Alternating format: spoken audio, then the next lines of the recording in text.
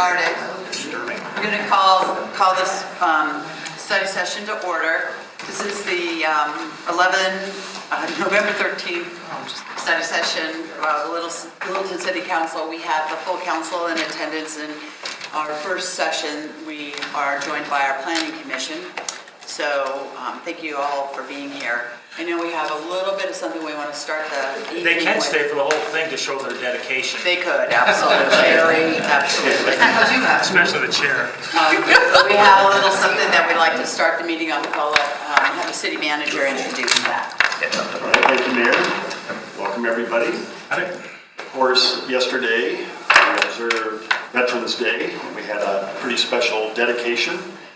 You probably perhaps saw that on the news. And we also had our own staff kind of video record some of the events. And so we want to just take a couple of minutes and show you that video. Sam, if you could roll that. I'm telling you, without the community of Littleton, I wouldn't be here today because I was just so devastated. We welcome you to Berry Park to this dedication of a monument to those who made the ultimate sacrifice in Operation Red Wings. I think in the proud tradition of Littleton Colorado, not merely to honor one of its own who fell in that mission, Operation Red Wing, but to honor all those. So the 19 who fell in that mission today with a memorial ceremony. When we lost DJ 13 years ago, I was only thinking of my son. I was devastated with the loss of my son, and I didn't realize that there were 19 in total that day that perished.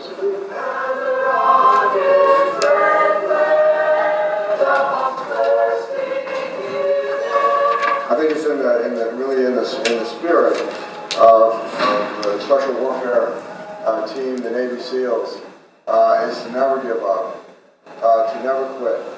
In the city of Littleton, never quit, and I think that's a testament today.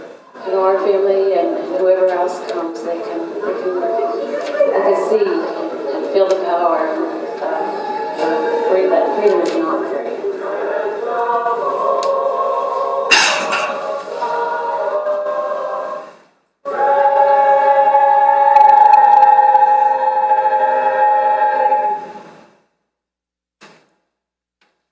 It's very nice. Our staff, Tyler, man behind the curtain, he's behind us here somewhere. He's the one who put that together. Thanks to him. Thanks to our Mayor Pro Tem for finishing that. It was out of 10. I thought the attendance was actually pretty impressive. So, very special place for us. All right, so that's our little video to kind of kick things off. I like that monitor, man. Is that new? Is that No, you what remember, I was just talking about? well, it's relatively new, but remember, this is the third one we tried to bring in. First two didn't work. So. How many more we got coming? Crazy charm. So this is a real important opportunity for us to have a conversation with and a meeting regarding the Envision Littleton. This has been going on for months. It's a strategic imperative of the City Council that is with the comp plan. So this is a very, very high, if not one of the highest priorities of the City Council. Staff has responded incredibly to it. We've got a full court press going. You'll see this evening all the things that have been done that obviously started with the vision, then it goes to the comp plan, and then it goes to the code. So we do have a long process ahead, but a lot has been done on the Envision, and I think one of the things that we have really recognized is how broad a net you cast throughout our community to get this, the conversation going. And I think that says a lot to the effort and the work, and then also to the community's response, and that they were very engaged in this. And in the amount of time that it was done, we've talked about being a data-based decision-making body, and this is the type of really good, strong data that will help us make better decisions, so that's real appreciated. So looking forward to having this presentation and conversation with our commission. I'm assuming that you guys have some things you want to run through, and then upon the conclusion of that, we'll have a conversation with our commission. Thank you. Great. Thank you, Mayor, Council, and Planning Commission.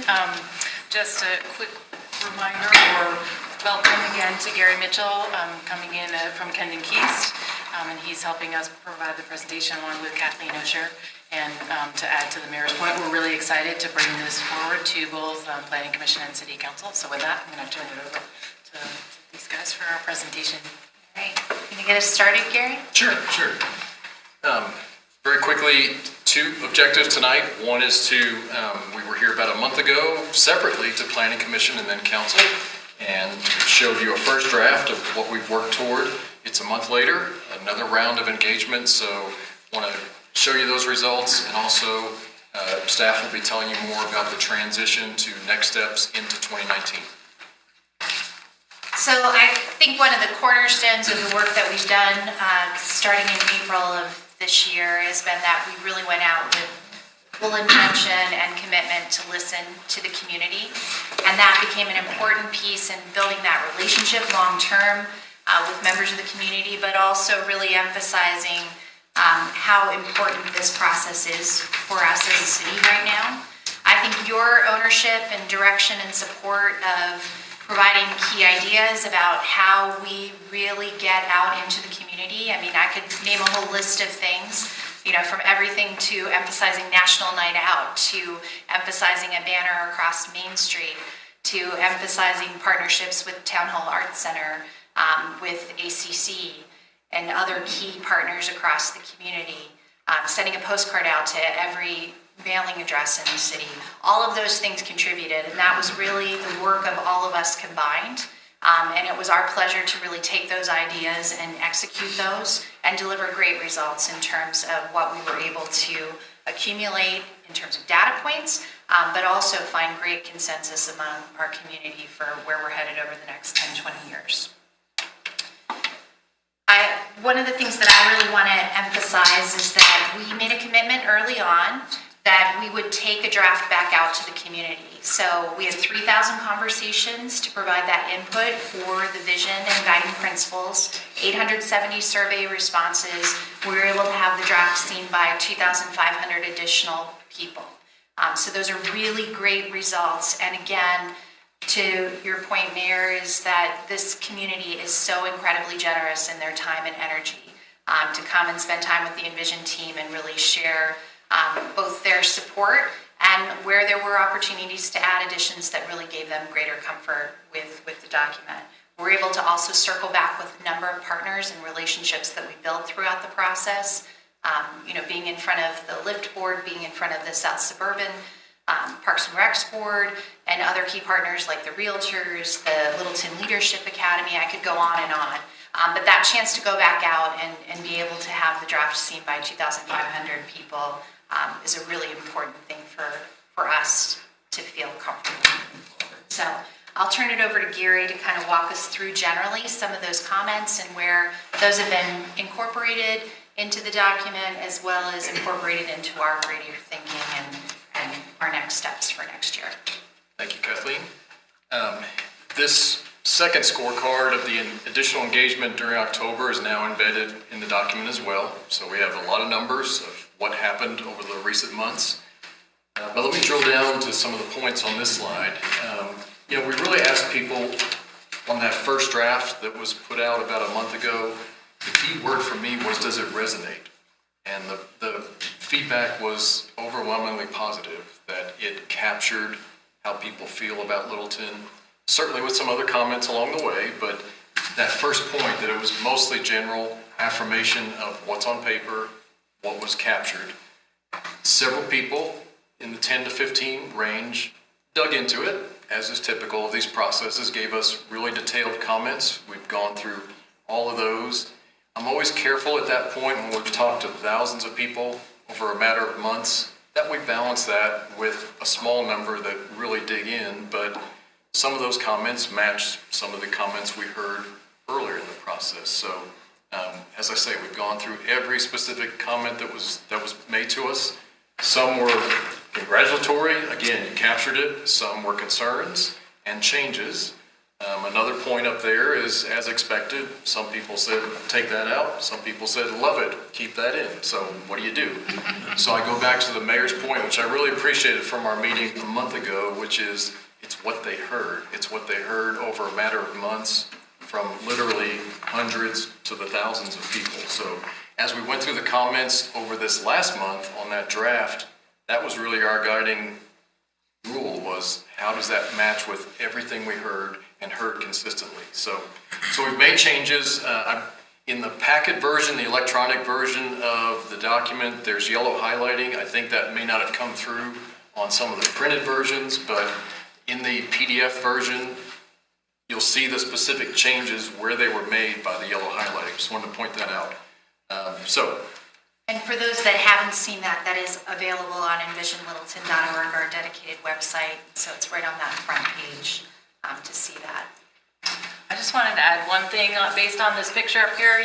We did do several events in the month of October, and one of the things had been, well, how are you engaging the younger community? And, we have a variety of ideas moving forward with the comprehensive plan, but wanted to point out that one of my favorite parts of going back out to the community to ask, for their, hey, did we hear you correctly, was the question that we posed, and we had some amazing philosophical conversations with generally the younger community, but it was a great conversation starter, and they had really thoughtful ideas, so it is really exciting to see all of our citizens and residents and how excited we are about Littleton. But the question was, moving forward in the comprehensive plan, what is the best way we can all treat each other? And so that was the poll that we took throughout the month of October. And so you'll see that that's an addition as well in the draft plan. So. And their choices were listen, be compassionate, be open-minded, empathize, or be neighborly. So, some people say, oh, they're all the same thing. Well, are they? And then it's interesting, I would say early on in the process, and you've had some of that same experience, that under 10, listen was a big winner. Very good teacher. You're listening. But then it even went up to, to the adults as well. So it was really good discussion to get them then look at the draft plan itself and give us comments on that. So it was just a really great, we're excited about that element as well moving forward. One of the things that got the most positive feedback was that page in the document that talks about small town feel and what it means. People really responded to that. We definitely changed some words in this next iteration, took out words, added words based on the feedback. We took out some words that at the council level were pointed out as kind of needed some interpretation, so if it's not clear, take it out. So we did that. Next slide. Probably the biggest thing you'll see as a change from the first draft is on page 2, the bottom half of the page, where it talks about values. We really took a more subtle approach on the first draft, tried to embed some of that in the text, and the message was clear from a variety of fronts, call that out. And so there's a section there on page 2 that calls out the values that we heard, again, repeatedly as we talked to different people, different groups, and there are examples under those of how people related those. As a result, we were able to reduce the vision statement itself at the top of the page. You'll recall that was some of the feedback. That was our agenda. We put a lot on the table. We knew we'd be shortening, so got that done. Also, one of the feedback items was to focus on some things that might not be as common across different communities, different cities. What are the defining things about Littleton? So that was one of our objectives. And with the headings that are there now on the top of the page, one of the feedback items was, well, there was a reference to being a strikingly beautiful community or having clean roadway corridors. And some people said, well, we don't have that today. We needed to make that clearer. No, you don't in all cases. That's the aspirational part. So we tried to separate it into here's things that are here today that people said, keep that. That's good. That's what we like. Carry that forward into the future. Here's things that we don't quite have yet. That's the aspirational part. So want to accomplish that. Excellent. Guiding principles. This is probably where we got the most specific feedback. Before I forget, I just want to mention one of the Planning Commission comments was on the connected principle, that could get into technology too, being a networked world, and so we've worked that idea in. But again, as we went through the comments on this specific page and these principles, it was, does it match that general input that we got over the many months? We broke up the long sentences as requested on this page. Probably the most positive response about this content was the word anchored. I know we had some discussion about that. That resonate term I'll bring up again. People liked that word anchored generally. We did add a sentence to the end of that anchored discussion that talks about some of the past leadership and accomplishments of Littleton. So that was one commenter's thought, was to make that connection, that even as we're an anchored community, a stable community in some ways, there's a future to deal with ahead that we can reflect on our past as well. On the word authentic, probably the biggest thing there is commenters brought up some more examples of how Littleton is authentic, so we try to work in more of those. On connected and active, there was some discussion of aren't those kind of the same thing? We tried to make connected more about the place, active more about the people. But it works both ways. And even engaged is about the people. So at the end of the day, I kind of like the way they all interact, and there is some overlap, admittedly, that they work together. On the back page, another change and an addition to the document is really a preview of where we're heading with the comprehensive plan phase. And this is something that people attribute to our firm when we work on comprehensive plans and plans with communities.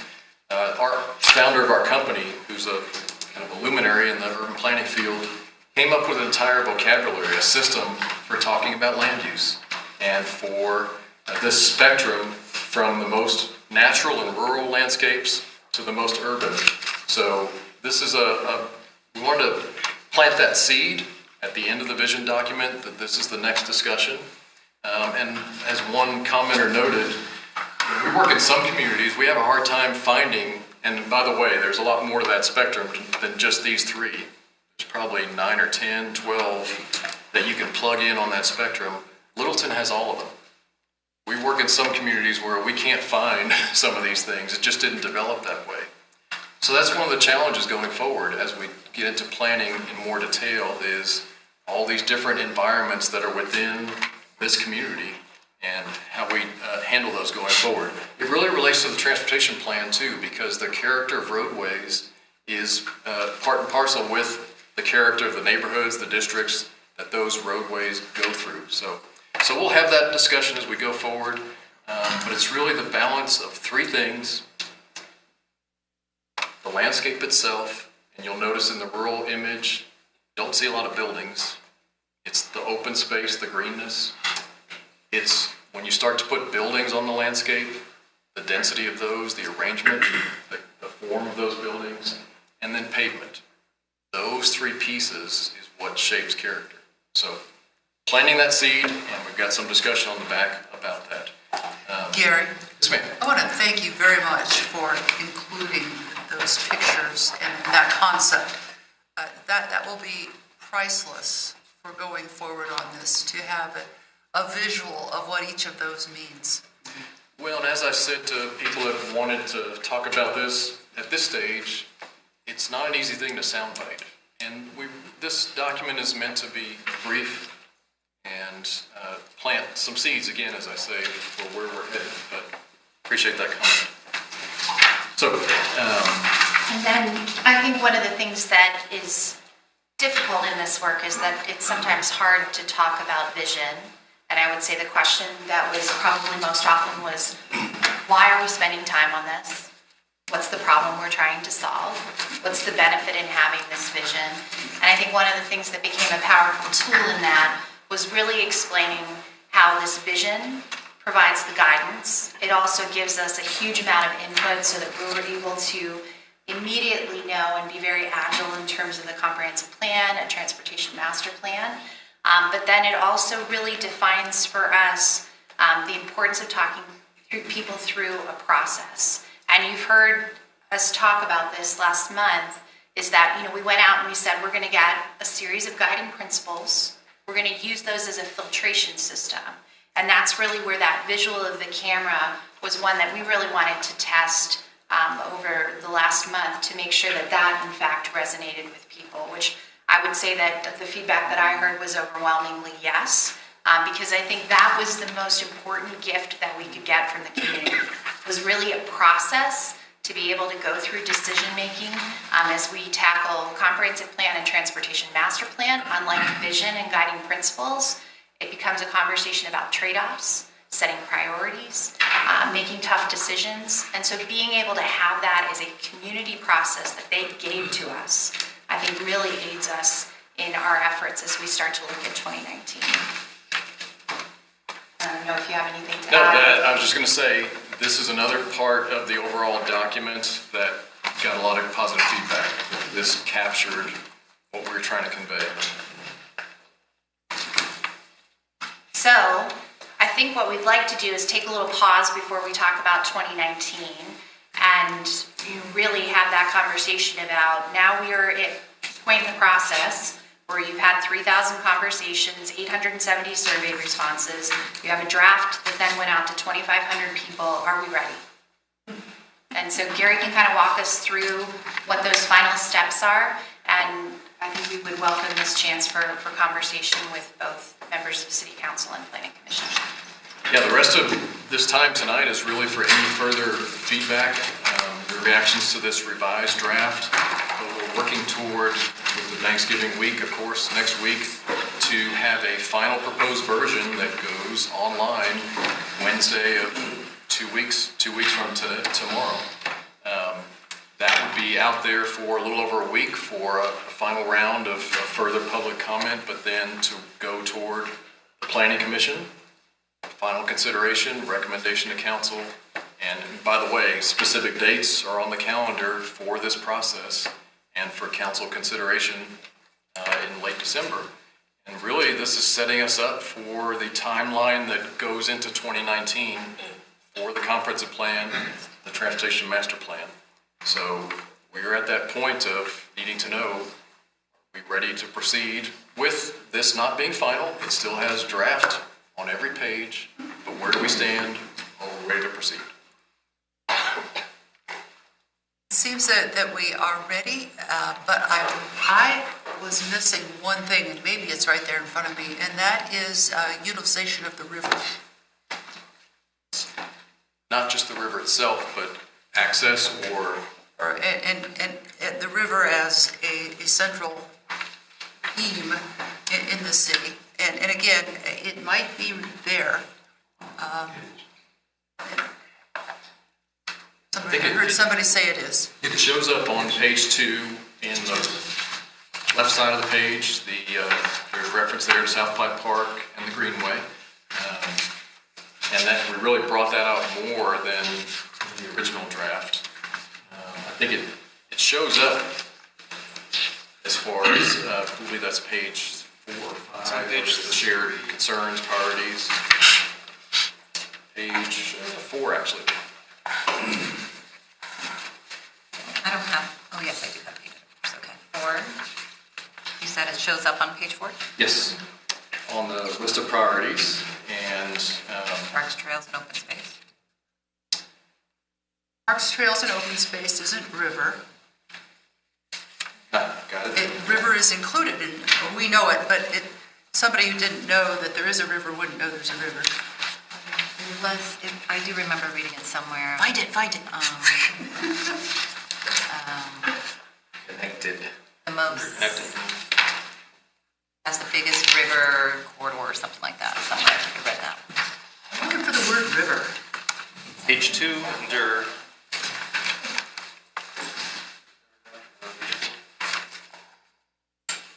Yeah, I guess the specific word river may not show up as much. It's kind of embedded within Greenway and It's trail. important for 2 reasons. One is for someone looking at that and not seeing the river, they might not know that there's a river.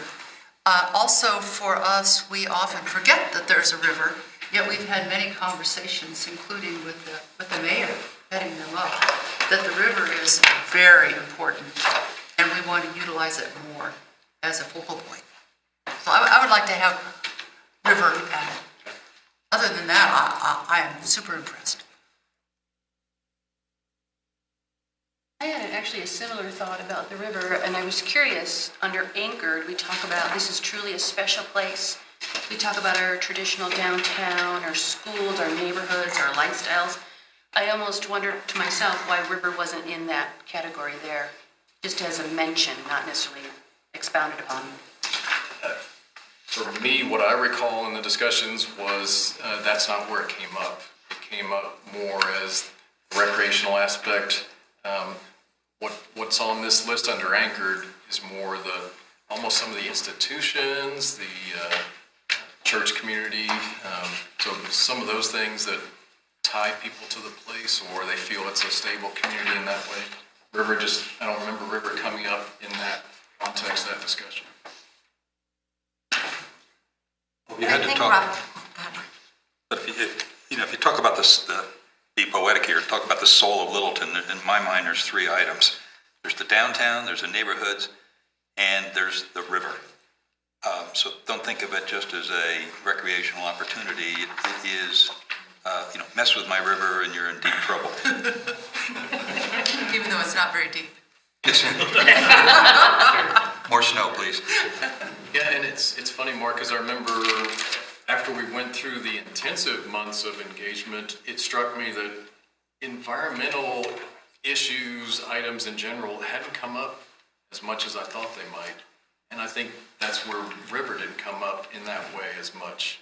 Almost like it was a given or taken for granted. Well, we protected it well and done well with the Corps of Engineers. The city has bought land, buffers. It's in reasonable shape now. Yeah, there's tension along the edges where private property is, but it needs, I agree, it needs to be, just stick in river a few times here and there. Pepper it with river. I do agree with Robin's comment that I think Anchor is really where it does belong, because we are anchored to our downtown, to our river. It almost becomes these natural borders within our city as well. So even if it wasn't necessarily explicitly said, I definitely feel that. You're saying it. Yes, there you go. Said it now. I think 4 of us said it. Yeah.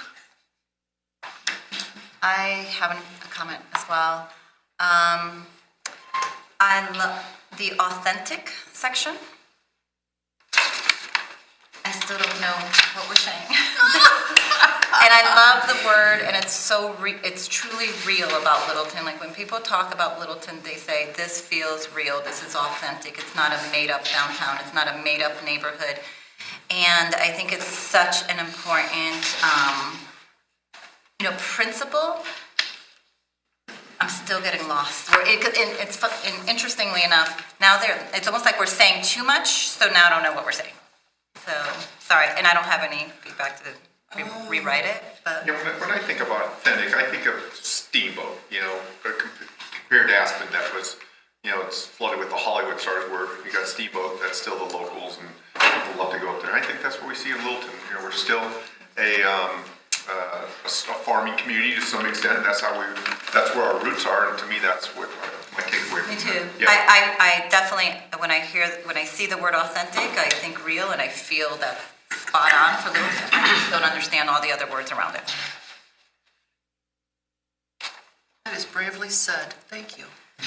Well, I guess I would disagree because I think it is very clear. And one of the things that particularly the downtown area has worked hard to do is to remain unique and not have a Starbucks and a Wendy's and these types of things. And so I think I feel like that is pulled out in the authentic. I feel like the talk about the distinctive neighborhoods that are different from each other, that says authentic to me. That maybe the original architecture. So I'm not challenged by it. A couple of thoughts. We came to the word authentic, and if I could draw a line from the page next to it, it's the real thing. That's where this was flowing from. When people talked about some of these things that are under the authentic umbrella, they often raised Highlands Range. That was the comparison. That's an easy comparison. So, that was... I didn't want to go there. Because that was the discussion, and that was the most common, but people threw out other comparisons. So the authentic, as the mayor said, this is kind of a recitation of the things that people said to back that up, that this is what, and one of the feedback items was, don't use unique too much. And I went back and checked. We only used it twice, I believe, in the first draft, and special, and don't overuse some of those words, but this is what's special, authentic. So that's why we arrived at that word. But yeah, I agree. On all of these principles, we're really trying to capture in a paragraph the many things that people said that flow to that particular theme or word. So just flowing through that paragraph, it's just listing off the things that made them feel like this is a more real place compared to places that haven't been around for over a century, that were built pretty much at the same time under a master plan. You know those kind of places we're talking about. So that's kind of how I read it. It's like not a master plan community or not imitating something else. A lot of places are like, oh, we're trying to rebuild this here. I equate it to when a new restaurant opens up, they want to be authentic, so they go and like American Pickers and buy a bunch of old things, put them on the wall, and that makes them authentic. We don't need that garbage. We already are authentic, so we don't need to ladle on the stuff. Adding on to what Karina said, I had written a note myself that said, what are the local design traditions? And so I wonder if we had an example of what a local design tradition is, if that would that help, Karina? Something specific? So I think it's just because there's so much in it. So I think the first sentence really begins to lay out, what are the things that are authentic, our walkable settings, our robust faith community, inviting, friendly, and then we go into, we will strive to balance where the market is, driving development trends versus character. So we're putting a lot of maybe some facts, some philosophy, some where we're moving. So it just lost, it didn't sound like a definition anymore and started sounding like an action. And I think it's more about what are the things that don't belong here. We can talk about them in other places, but I don't know that they necessarily belong here. And then I got lost because I was trying to keep track of all of the things that make us authentic. Can't offer more feedback than that. So I'm fully supportive of the word authentic. I think it's absolutely spot on, and I'm not debating that. It's, again, the definition and how we're describing it where I feel we're going to get lost because there's too many other elements coming into that paragraph. I think we can take a shot at reworking the wording, just as on the previous iteration. I don't want to lose some of the thoughts, but present it better. Is there perhaps a way to tie it to the small town feel? Because that's something that came through in a lot of the responses, and it's that genuine small town feel that brings authenticity in design, community, and interactions. Just a thought. Maybe edit it down just a little bit, shorten it just a bit, because it does go on a little bit more in detail toward the end, or it starts getting a little rambling perhaps.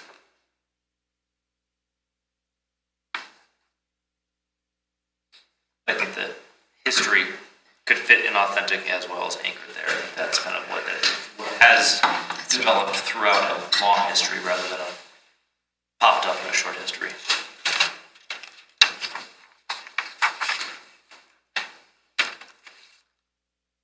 Just toss up, can we jump in? Can I jump in? Go ahead. Does this capture Littleton? Yes. Does it resonate with me? Yes, it does. It sings to me.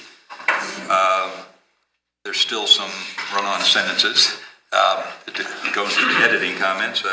Use of commas sometimes inappropriately. Mixing of tenses. There's still some sentences with two ideas in one idea per sentence. Two gets a little muddled and gets to be run on. They're fairly minor, but there still needs to be editing of this document. I agree. A couple of wows. That we are held to a higher standard. That's page 12. That I just put in the margins. Wow. That was well done. Page 2. What we treasure. That's just really well done. I think you've captured.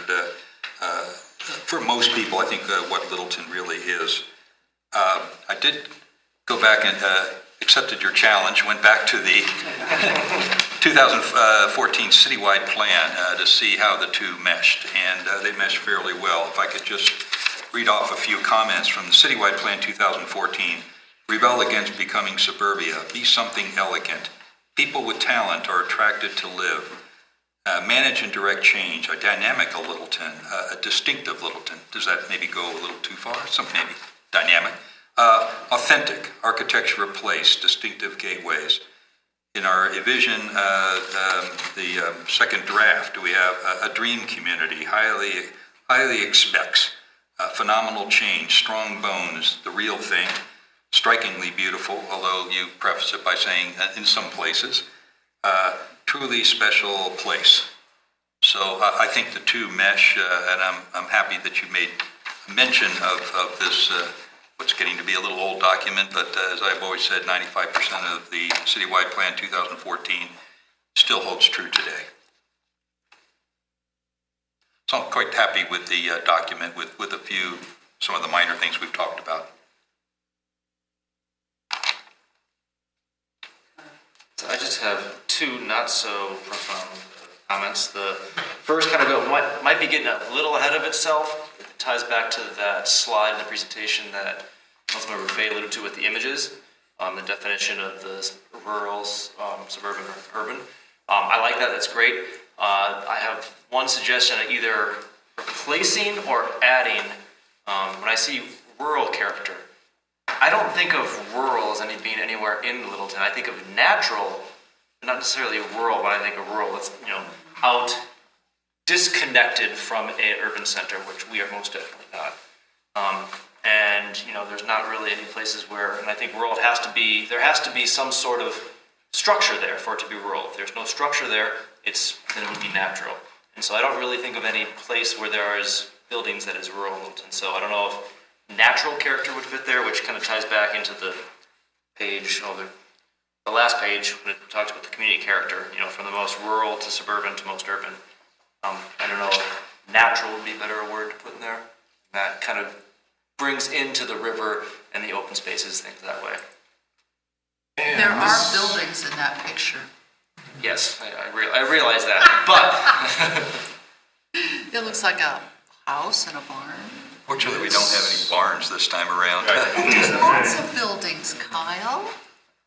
This is why there are buildings in that photo, yes. I still don't think there's a rural community. I agree. We're not rural. We're not rural. We used to be rural. We used to be, yeah. And it mentions that the history of starting as a rural community. Couple things. This is why I didn't want to open up.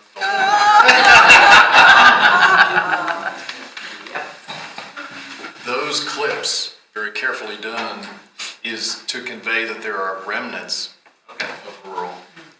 And there are. And if you broaden that image, yeah, that's not rural in its context anymore, but it's those pieces that are left over. So it's also about giving definitions of this is rural. I don't think you're necessarily saying that we have it, but if we talked about it, we could say, oh yeah, we don't have that. With that box around it, that's a rural remnant. I don't want to go down that path. I don't want to go down that path. Okay, yeah. But as we look at your current landscape in the months ahead, that's the exercise we need to go through is what's here now? How does it stay the same or change over time? Well, then I would ask to add natural, since it doesn't. We have this community character. It doesn't talk about natural. We do have natural character in the community. Again, why I don't want to go there is definitions. Natural is a pretty strict definition. It's almost untouched. There's not a whole lot around here that isn't influenced by people, drainage, how people have manipulated the landscape. So that's a...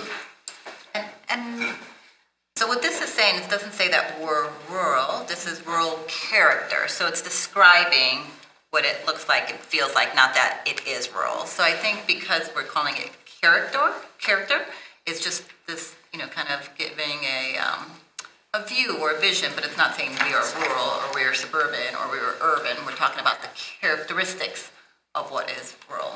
So I'm okay with that. I think the picture speaks louder than the word. Yeah. I think that to visualize, and I think reaching out into the community with these types of visualizations is exactly so that people do get that concept. Because we could sit here and parse these words all night long, but with those pictures, you can't argue with what that looks like. I'm just not crazy about the picture. That's why the photos aren't in the document, and that's why this is a pretty broad discussion to set the stage for a much deeper discussion. Let's move on. Can I just have my second? Peggy has a question. Comments too. I don't know that I think the problem is wanting to have character in each of those. Maybe it's rural history. And our historic museum farms are part of that. Take a picture of that. But I mean, there is a rural history that is in various components, including some of the buildings other than museum stuff. Then this is minor, but I was looking at the mission purpose deliverables piece. I'm on page 1 of that. It talks about community buy-in in all of this. I'm looking on my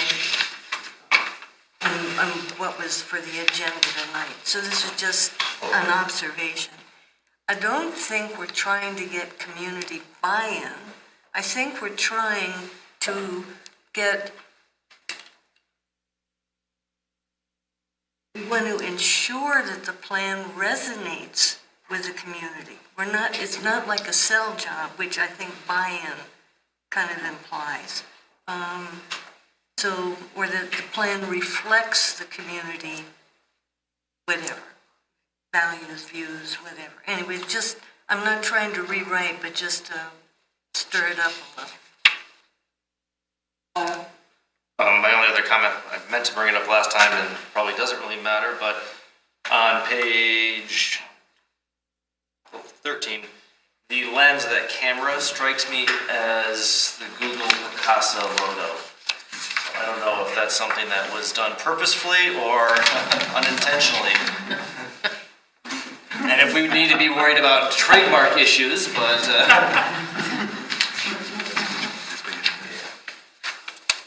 Does anyone else know what Google Picasa is? I do. Karina? Yeah. I have a comment that might just blow up, but page 2, where we talk about the vision, I agree with Mark's comment of from what we treasure today and really describing who we are today to what we strive for going forward. I was looking for a vision statement. And I see more of how we're going to make our decisions, what we're going to focus on, but I don't see what we strive to be in the future. So I'm missing those sound bites.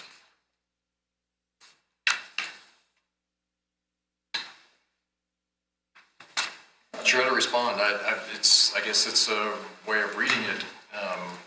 I go through those sentences and see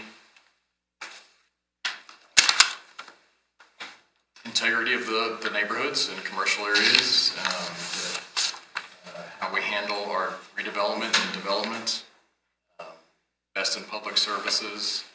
I mean, those are the things that people called out as what they want to see in the future. So trying to capture those in wording. And those things to me describe, like, again, how we're going to almost operate, but I don't see like an end state. Like, for me, a vision is an end state. I don't see a how on how we go about having the best public services or how we make the city safer, just that we're going to go through a transportation master plan process next to get into the how. But the statement that we heard repeatedly was, we want this to be a safer place, whether we're driving, on foot, on bike. Anybody else feel that way? I remember when Kathy Novak came and talked to us, and she talked about council, and I think I would definitely include the planning commission in that our work is policy, not implementation. And so I would agree that how is missing from here, but that's okay because our job is policy, which is more about what, and it isn't about how. No, and I'm actually saying that how is here, so it talks about that the tax-based outlook and the long-term financial, we have to maintain that, and that we're going to prepare a transportation master plan. So I do think I'm just missing, what is the vision of what Littleton is going to be in the future? Not clear to me. And through these. Why can't that vision be what it is right there? It says it right there. And, well, it says it right there. Littleton will continue to be hometown community, that blah, blah, blah. But you're reading there. Why does that vision have to change? And I think that's a good point. It may be the same, right? So the vision, it may sound like it will be the, only small town community in Colorado, or it just has to. When I read it, I see that is that it's going to stay like this, and then the paragraph on the other side is the few changes that are going to take place. And I mean, I think together that, yeah, it says this is what it is, and the slight changes to bring it to the future.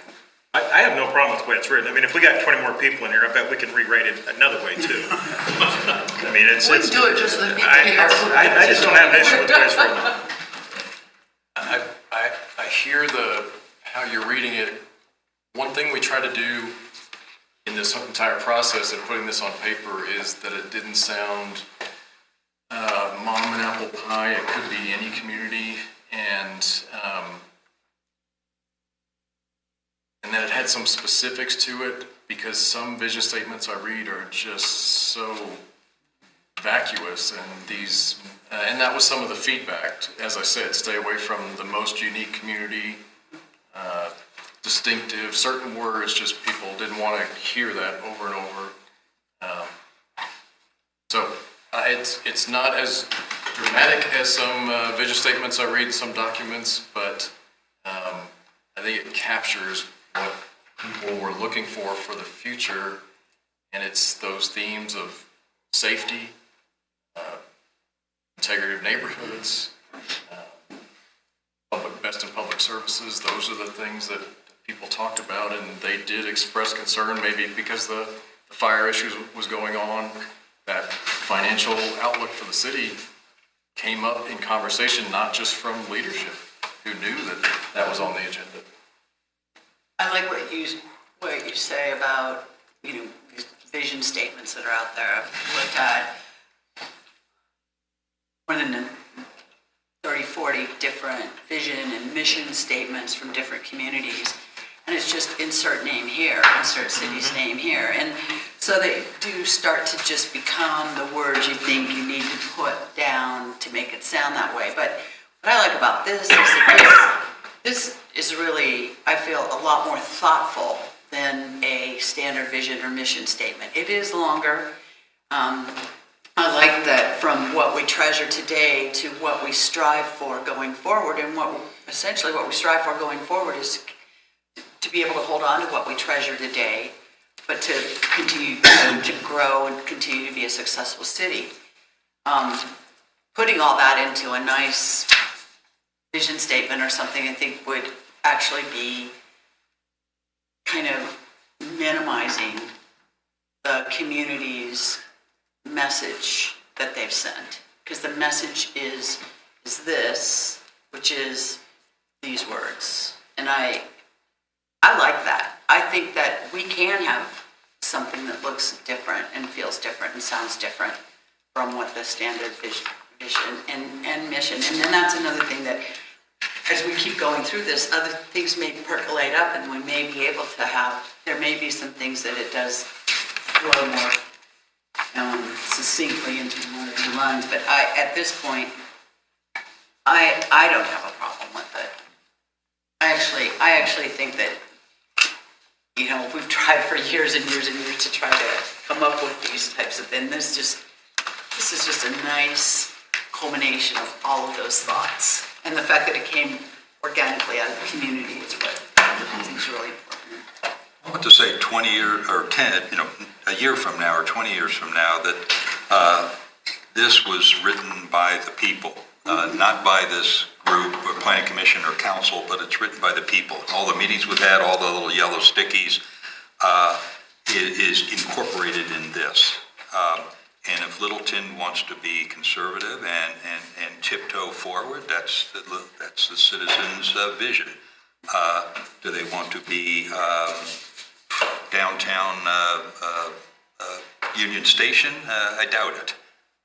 So I see who we are today and what we strive to moving forward is Littleton is conservative. It's go forth carefully, but with honoring our past and protecting like hell what we have currently. It's refreshing the way that it is written, that it's not the same old, with the mission statement, vision statement. But the only reason I said yes to that was because when you said it helped pull the vision statement together, or vision together, then I immediately went, okay, I didn't see the vision statement because that's what we're used to seeing. And there's nothing wrong with not having that. I think it's refreshing. But I did look for it, I have to say, when you made that comment. It is different. It is different. And as you've been having this discussion, I'm thinking back to what Kathleen said earlier, that when you ask people about visions, we didn't say, what's your vision for Littleton? We didn't say it that directly. But what numerous people would say is, vision for what? First thing under going forward, what we strive for going forward is a largely built out city. That's what so many people said is, vision for what? The city's pretty much built except for some key properties, of course. So that was kind of the context for what shows up in this paragraph, that, well, we're pretty much what we are, so we want to be safer on the transportation side. Recognizing that we're a built-out city, we want to do as best we can on continuing to provide quality public services. So I can just go on and on. That's kind of the context for how this ended up on paper. It is not what I would call a typical vision statement because for me, those are those communities that have a whole bunch of growth to go in land that's out there, and that's when people get into a different level of vision discussion maybe. I see Karina's point that it's not that typical vision statement. It's nice, tidy, concise, wrapped up in a bow and delivered. I'm going to read one from one of our neighbors around here. I want to see if you can guess what it is. I'm going to take the first sentence off, gives it away. I'm going to move it to the end here. It is a vibrant, inclusive, creative, and well-connected city. People choose X because it is a dynamic community with distinct neighborhoods, quality educational opportunities, and a resilient local economy that includes a spectrum of jobs, diverse, integrated housing, and shopping, cultural, entertainment, and restaurant options. It embraces the outdoors, is one of the most sustainable cities in America. Does that sound like anything specific? I think I've worked with about 100 cities. And then the first sentence is, Westminster is the next urban center of Colorado. Probably not a big. And so, that's kind of got that whole delivered in a nice little bow, and it's cookie cutter. And I think this one is. Your city. And I will say, out in talking with the community, we weren't using the word vision as often as we were talking about, Littleton is planning for its future, right? Because when you say vision, people go, do you mean like eyeglasses? Or envision Littleton, is that x-rays? So, there is that you have to have that kind of conversation with the community, is that you need to be focused on, okay, so if we're planning for the future, what are the things and considerations? What are the priorities that you value? And what are the concerns that you have?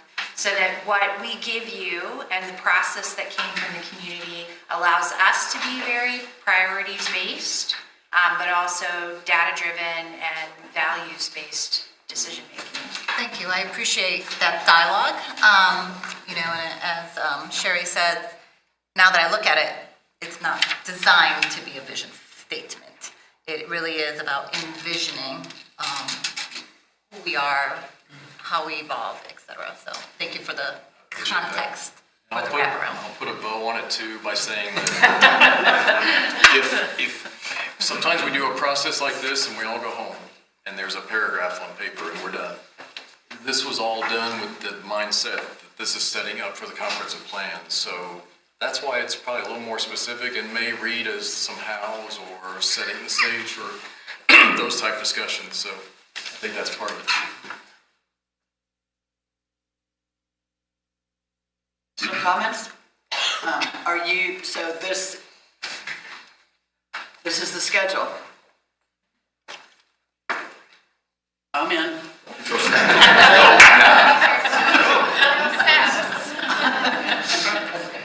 And it's really what's beyond those dates into next year for the comprehensive plan timeline to work. Excuse me. We're ready. Planning, all in? Born ready, yeah. Mark?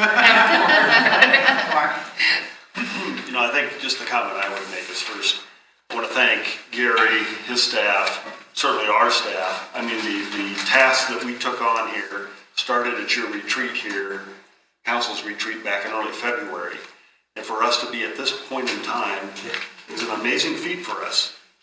And I think we're on the edge of doing something, in my opinion, that is going to be absolutely astounding for this organization.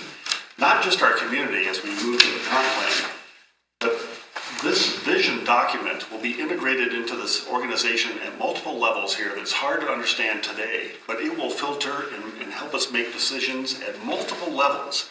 You'll start to see it play out in how we communicate to our community, how we communicate internal to our own organization, how we set up simple things like even staff communications.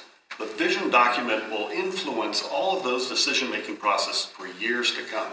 So this is a big moment for us. And so the schedule here, I know, is here before us pretty quick, but it does truly set us up for the next big push here into the comp plan. So it is a big deal here today. All right. I just had one other question. You've got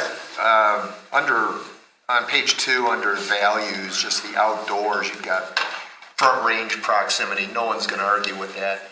But do you need to put something in there about proximity to Denver as well? Because the fact that we're reasonably close, you can be downtown for sporting events, DCPA, dining, so forth and so on. I don't know if people mention that. I've heard it on it more than in an infrequent occasion that our proximity, you can get to the mountains, you can get downtown, you can use light rail, so forth and so on. Those are all positives as well.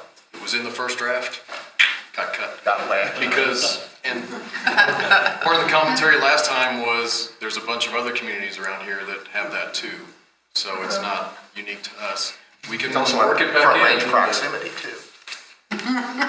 But it's funny, people mention that specific to Littleton, that depending on which roadway you take, straight shot compared to some others. So, just throwing it out. Right. No, I'd be interested because that is something we took out. It was in the previous draft, and it was tied to the amenities of being near a big city. We tied it to international airport, but everything you put, just more words, more words. I'm all for cutting it down by 50%. I mean, I could easily take both the vision and the striving for it, cut them in half. I'm not going there. We all get paid by the page here. Can I bring up one edit that you took out? I mentioned you earlier. Common ground, shared priorities and concerns. Under one of the concerns in the original draft on page, whatever it is, page 4, the little guy speaking with a bubble. Though I love our history, sometimes it seems many are more focused on preserving the past instead of planning for the future. I've heard that in the community. It's gone in the second draft. I'd like to see it back in. It does have merit.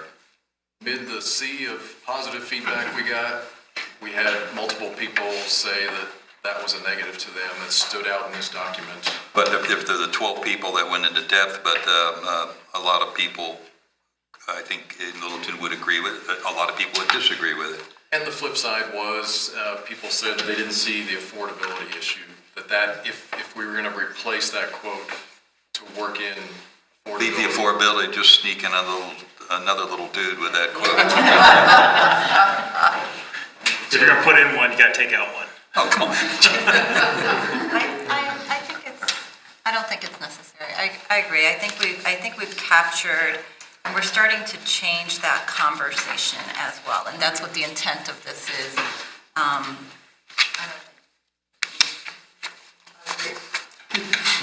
could lose sleep over not having it in, but it is a constant, obviously Littleton has sides, and that's a constant battle. Yeah. That quote right there. Okay, anything else? Before we in the staff communication, I see that we're going to have a community. We actually have a few more slides on the, so once we kind of what I got through was this asking. conversation and then talk a little bit about 2019. So You've got what you need from Right. us. We're for this ready. slide. All right, let's keep moving. final steps. Let's move on. Okay, let's All keep right. going. Okay, so last month when we were here, we talked a little bit about the process in 2019, and the thing that we really emphasized is that we're looking for a very integrated process, as well as an integrated end product and plan. And so those become really important things. We have those partners on board, and looking for a lot of collaboration here internally among staff. I think our other commitment at your request early on in this process is to really understand and develop best practices. So we've met with a number of cities around the region, most of our direct neighbors that have recently been through comprehensive planning, transportation master plans, when they've been able to do those things in conjunction, to really understand where there are great opportunities to do a better process, understand where their process may have fallen apart or didn't get them the end result that they want, so that we feel pretty well prepared to deliver that. I will say that with the caveat that no one has done what we are promising to do. So it feels good to have a lot of that understanding of where things worked and didn't work across the region going into this process. So I think that prepares us well for understanding what it takes to get to that integration. Yes. And so next year, same time next year, they'll be calling us and saying, how did you do it? Yeah. Well, and I mean, Gary and I talk all the time about what we hope to deliver, just like with Vision and Guiding Principles, is award-winning work, right? That there is recognition across the region for how Littleton is really excelling at this point in time. So I think that's one piece. In terms of the comprehensive plan, I think it's important to understand how much of a tool this becomes for cities. In many ways, it becomes the be-all, end-all. It becomes the policy framework for a city. It becomes the roadmap for a future. It really provides a basis for decisions. So it is a very, very important document in terms of communicating that continuity, really giving a sense of how we create that balance in the community, how we think about our appearance and what we are as a city. Gary's analogy of, imagine Rip Van Winkle, fall asleep for 20 years. Would you wake up and know exactly where you are in Littleton? It's that important a document. So we really can't emphasize, the power of comprehensive planning for cities. And we talked a little bit about that, particularly with the presentation that directly followed Envision, at last study session with City Council in particular. Previous slide, what is HDR? HDR is the firm that will be helping with the Transportation Master Plan. I will say on that piece as well, we are scheduled for this week while Gary's here in town to go through the process of creating a nuts and bolts project management plan for both the Comprehensive Plan and Transportation Master Plan. So that's an important first step that we hope to have that fairly well solidified by the end of this month. So we know exactly, it's a very aggressive timeline. So we know exactly who's responsible for what, how those things get integrated together. So it's an important tool for us in particular. One of the things that is part of this process is that we really do need the help of three key components that serve in advisory roles every step of the way. Obviously, both Planning Commission and City Council play a huge role. I know there's discussion about creating a Transportation Advisory Board. How we are able to deliver such an aggressive timeline is that, much like tonight, that there's a real emphasis on joint leadership. That's a very powerful tool in being able to keep everyone on the same page and comfortable with how the planning process for both comprehensive plan and transportation master plan move forward. But then we obviously need a group that can help us in terms of being those eyes and ears, that communication with the community. And so that is where we've given you a draft of a charter for a community coordinating committee to start to think through what that could look like. We'd love to hear some comments and advice from you. I don't know, Jocelyn, if you want to talk a little bit about other groups that we've had in the city. And then, of course, the last piece is that internally creating that Envision team that includes all of the department heads as well as key staff, so that Envision Littleton isn't an effort of just community development. The Transportation Master Plan isn't just an effort of public works. It really becomes the emphasis of citywide work. To Mark's earlier point, it really becomes the thing that everyone is working together to deliver by the end of next year. I have a quick question on this. So, two things. One is that when council did their strategic imperative, did I say it right? Yes. That it was for the comp plan. And we were told at that time, that's aggressive, are you crazy? We said, yes, we know it's aggressive and we know we can get it done. And we also know that part of the deal that the council made with staff was that we would provide resources as needed and that staff would push back, and let us know when those things needed to happen, and that we would also all work together to make sure that we didn't let a bunch of stuff come in and start interfering with it, which would delay it. And then we'd sit there like we have for the last 20 years. Oh, this popped up, and so we put that back on the shelf, and then we committed to not let that happen. My second thing is, I keep seeing this transportation master plan popping up in here now, and we've heard from the Public Works Department. I know Mark is just about ready to knock me out.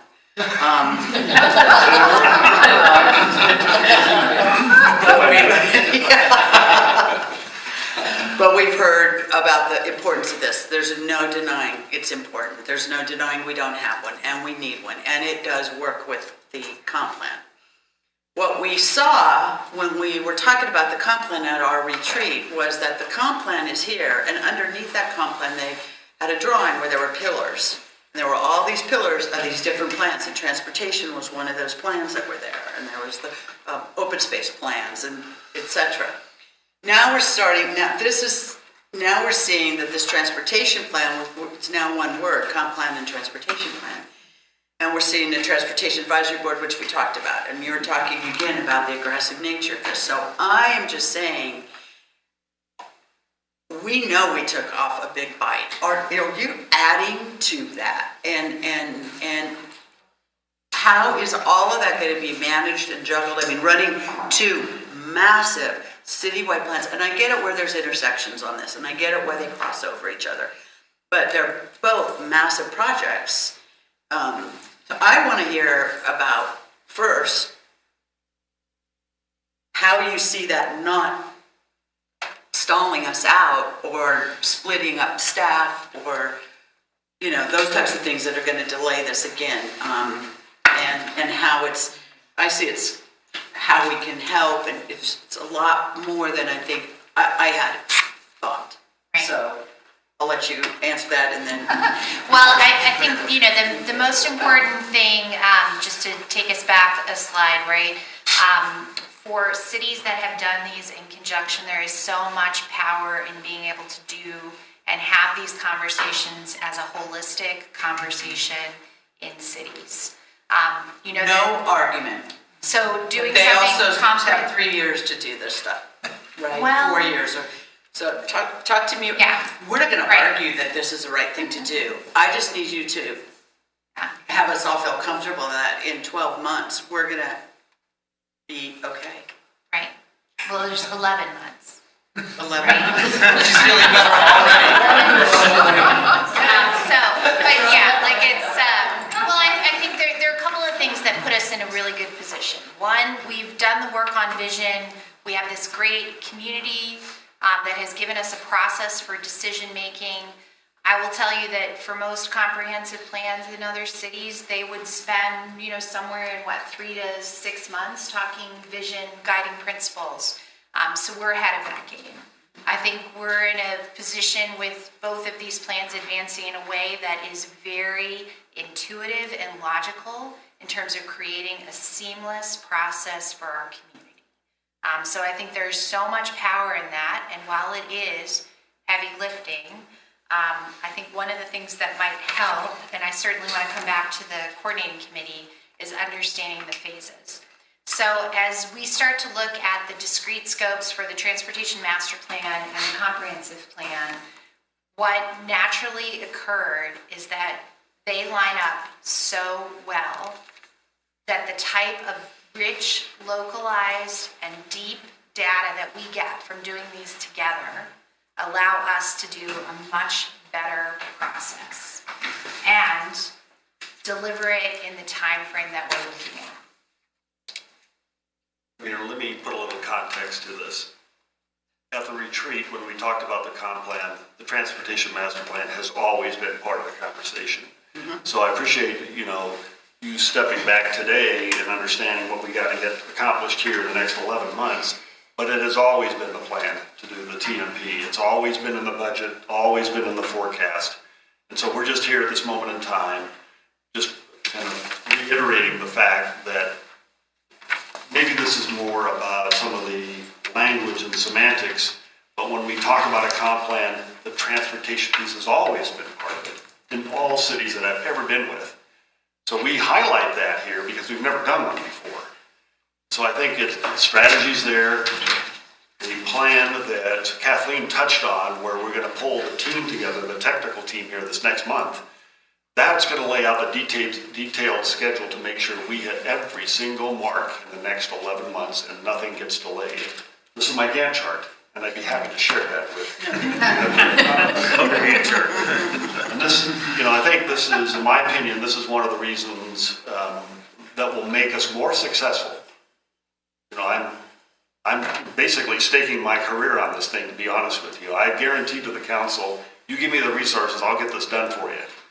I think I cannot be more thrilled with where we're at right now in the visioning process. The amount of feedback we have gotten is phenomenal compared to the size of our city, and you look around at all the other neighbors that we have around us, we hit this home run. And so I'm feeling thrilled about where we're at right now. Is it a lot of work in the next 11 months? Absolutely. But it's in the budget, we have the team assembled, and I know that we'll put together the project schedule and get us to the end. One of the key components of this whole strategy, quite honestly, is having the planning commission and the city council together regularly as we march through this at very key moments of time. So we all are talking among ourselves, so we don't necessarily see a problem and delay us at some point in the process. We can't afford it.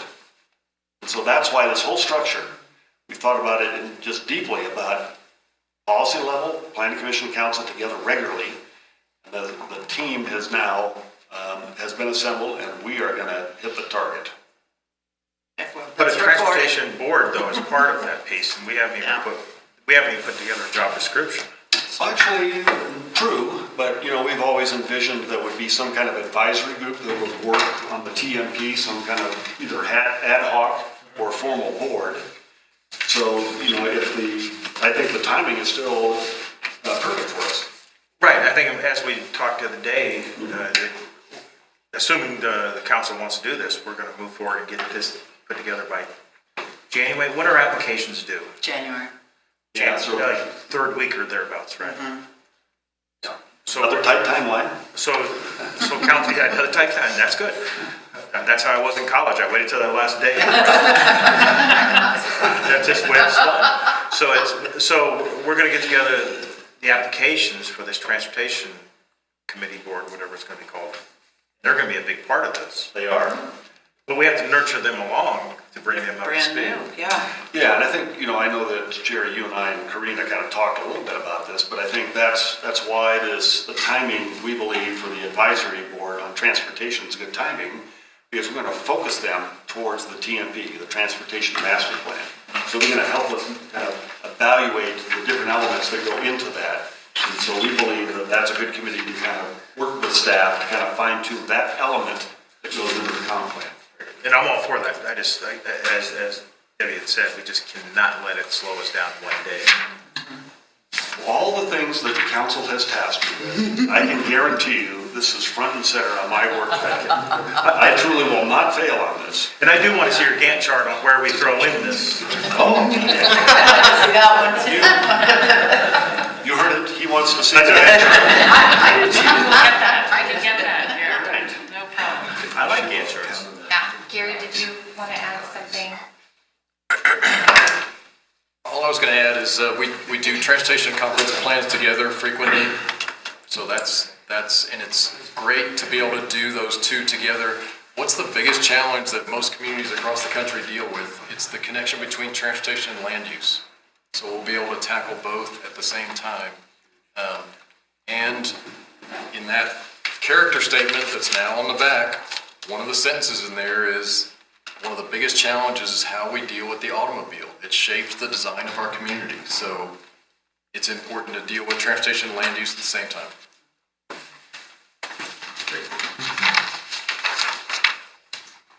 I think the other benefit of doing these two together is that we really do have a shot at not experiencing too much community fatigue. I think we can have a very holistic conversation. I think that we have an opportunity to do things differently in terms of how communities have progressed these two plans together. I think probably the best example is one that you're familiar with from the CML presentation with Envision Longmont. So had a lot of really in-depth conversations with them about how they managed both of those on parallel tracks. But I think that it's really important to have the conversation on both fronts. I think there are always going to be people that are a little bit more interested in the transportation, and we have the opportunity to bring them up to speed on what a comprehensive plan is, what that does. There's some that gravitate more to that comprehensive plan that don't understand how those transportation pieces play in together. So I think it's more opportunity than it is challenge, for sure. So I'll go back. That's our last slide for this evening, but I would love any input on the coordinating committee. I think our idea is that would help guide both of these plans. As we get the Transportation Advisory Board up to speed, we'll do a lot of work to incorporate them into that joint leadership scheme and also into the coordinating committee work. But I think it becomes a really important advisory body for us through this process. Who is on that committee and or what is the criteria for people to be on it, qualifications, whatever, and who makes the selection? So you have a draft charter. I see it. Okay. And the criteria is then living in Littleton, and it selects from some of our existing boards and commissions. And then there are exclusively from That's existing. how this charter is drafted. And again, given that this is draft, we'd welcome your input. I think the two pieces that we don't currently have a body to draw from would be members of the business community and youth participation.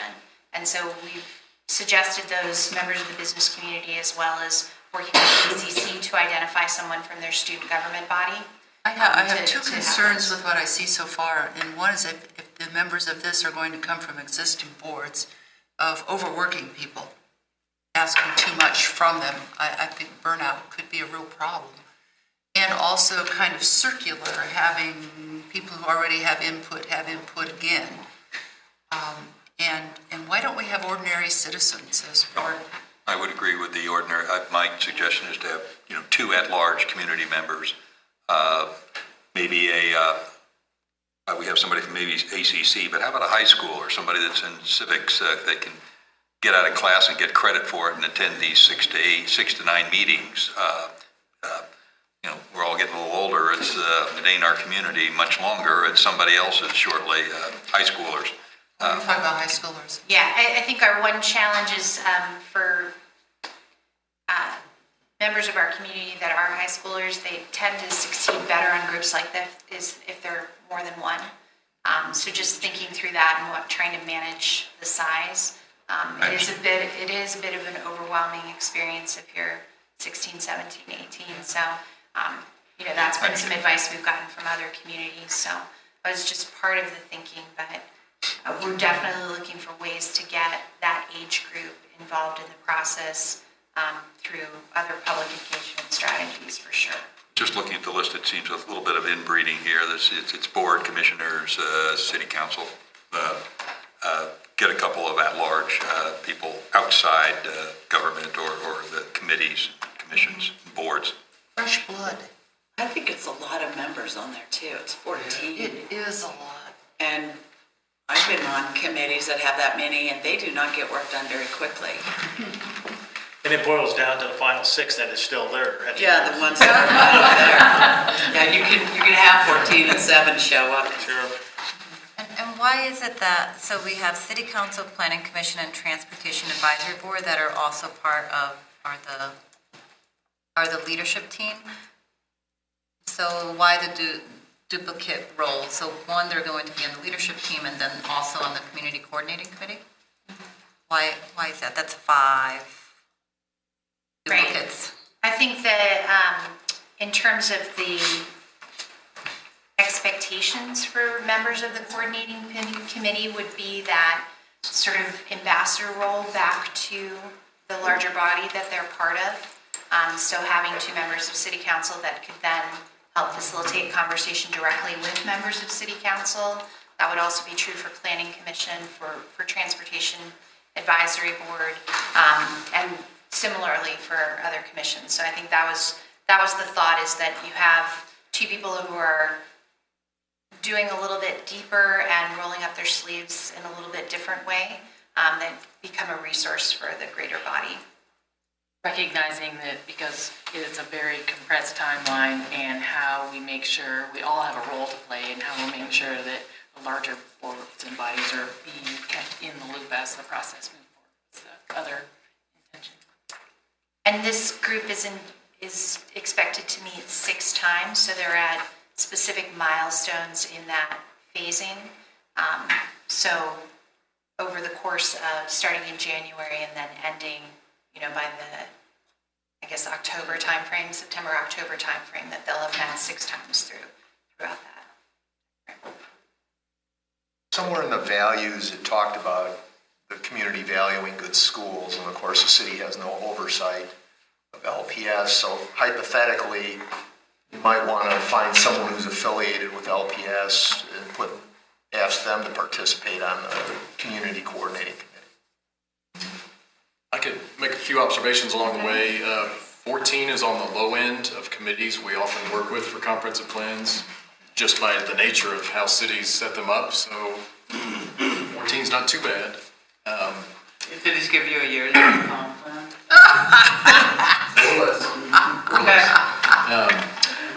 We typically have at least a council member and a planning commission member on whatever that roll up your sleeves working group is, just to have somebody go through those detailed discussions. And on the school item, we've talked among staff that with a core committee, we often invite other agencies, other groups to particular meetings when that topic is on the table. So that's what keeps it from turning into a 30-person committee. Although I do like the idea of someone from LPS, just like we have South Suburban represented here. Someone from LPS really does fit in. It's not just about the school is such, especially in Littleton, such an integral part of our community. We may talk about it as 2 separate things, but no one else sees it that way. So I do think that's an important add here. One of the groups we met with early on was is it Foundation, or the group that supports the district? that's a good connection because it's citizens who are looking at it in that respect. They want good schools in their community. Okay, thank you.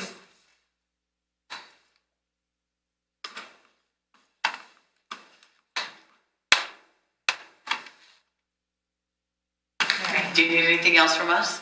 So I appreciate all of those comments, and then what we would hope to do is do some additional massaging of this. And then our hope is that this body would be appointed before the end of the year. And then we would have a kickoff in January. That's perfect time in terms of phasing to lay the foundation for their work as a group and kind of outline what each of those 6 meetings would look like throughout the year. Sorry, one more observation, just as I'm scanning this. Just going through all of the different boards that we have, but we didn't select one from Board of Adjustments or Board of Appeals. So was that by design? Yeah, I think that we did, in the attempt, we appreciate the point about keeping it not making it a 30-person committee, and how do we manage that? And certainly all of the boards and commissions that we have a role, and we have made sure to include them to this point, so they wouldn't be in the know in general, but just trying to manage that size. It's 2 people. And again, all we're trying to do is say the citizens at large are participating. They just happen to be on that board versus another board. But in some ways, they're a little bit more like ear to the ground because they're really talking about someone's personal home, and there's just a level of connection there. And I'd almost suggest add those 2 and take one off from planning and take one off from city council. If we're trying to stay away. Let's go around the room and have everybody nominate a group. Yeah. I have to behind my back. 80 members. You're limited to 5. Kathleen, how will after November 28th, how are we going to publicize that the final draft is out there for people to take a look at? So we've been really blessed with being able to feature Envision in the Littleton report. Right. So the timing of that, the next Littleton report is December 1, right? So we have an article featuring it, so that'll draw people hopefully to our website. We also have the benefit of being able to communicate directly with key stakeholders that have been part of our updates. Economic Development has been a great partner with their economic notes. I know we were not in this last one, but we could be in the next one. So we'll try and communicate that through all of the vehicles that we have here at the city to make sure that people know that the draft is out there. And I would expect that any comments that we receive would be included in that staff communication on December 10th for Planning Commission, and then again on the 18th with City Council. Thank you. Thank you. And we're going to take a 5-minute break or so, and if planning would like to stay, they're more than welcome. If not, thank you for coming. We appreciate you being here, and thanks for your input.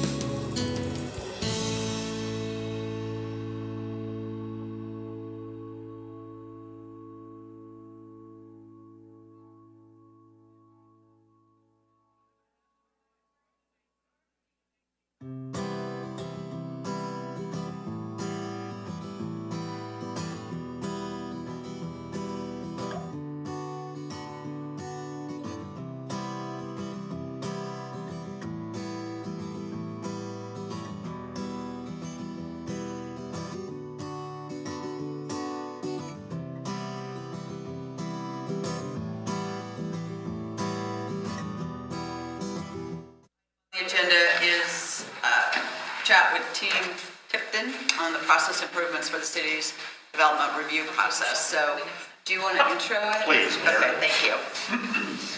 You know, and certainly as the city manager, I have the responsibility and the authority to kind of manage the process internally here to address a lot of the council goals and the like. This is kind of a unique piece there that I wanted to bring here to the council and kind of share with you the work that's being done, mostly because we're starting to have some conversations, not only internal to the organization, but external to our customers. And so I think this is a pretty important topic for the larger development review, and I just wanted to bring them in and kind of share some of the work and give you an update on that and kind of where we're going for basically the future here. So with that, I may turn over to Jocelyn, make some introductions.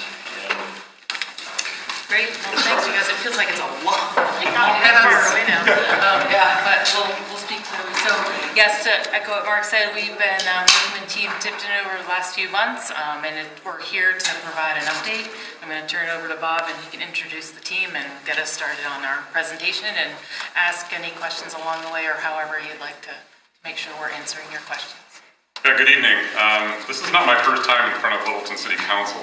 It goes back a long time ago. Charlie Emily was mayor. Wow. I'll tell you how long ago that was. My wife Debbie and I, who's in the audience over there, have been residents of Littleton for 35 years. I'm actually a fourth generation native of the Denver area. My grandmother was born in one of the little white houses that's still standing on Santa Fe. She graduated from Littleton High School in 1931. So we go back a ways here in Littleton. That actually has nothing to do with why we're sitting in front of you tonight. I just wanted to say it's not the first time I've been here in this room. You'll get more about Team Tipton in a little bit, but we specialize in working with municipal government. Almost all of our work is in the public sector, and we have a specialty around bringing organizational potential forward, and we work a lot in community development. So the connection of having us here is through Keith Reister.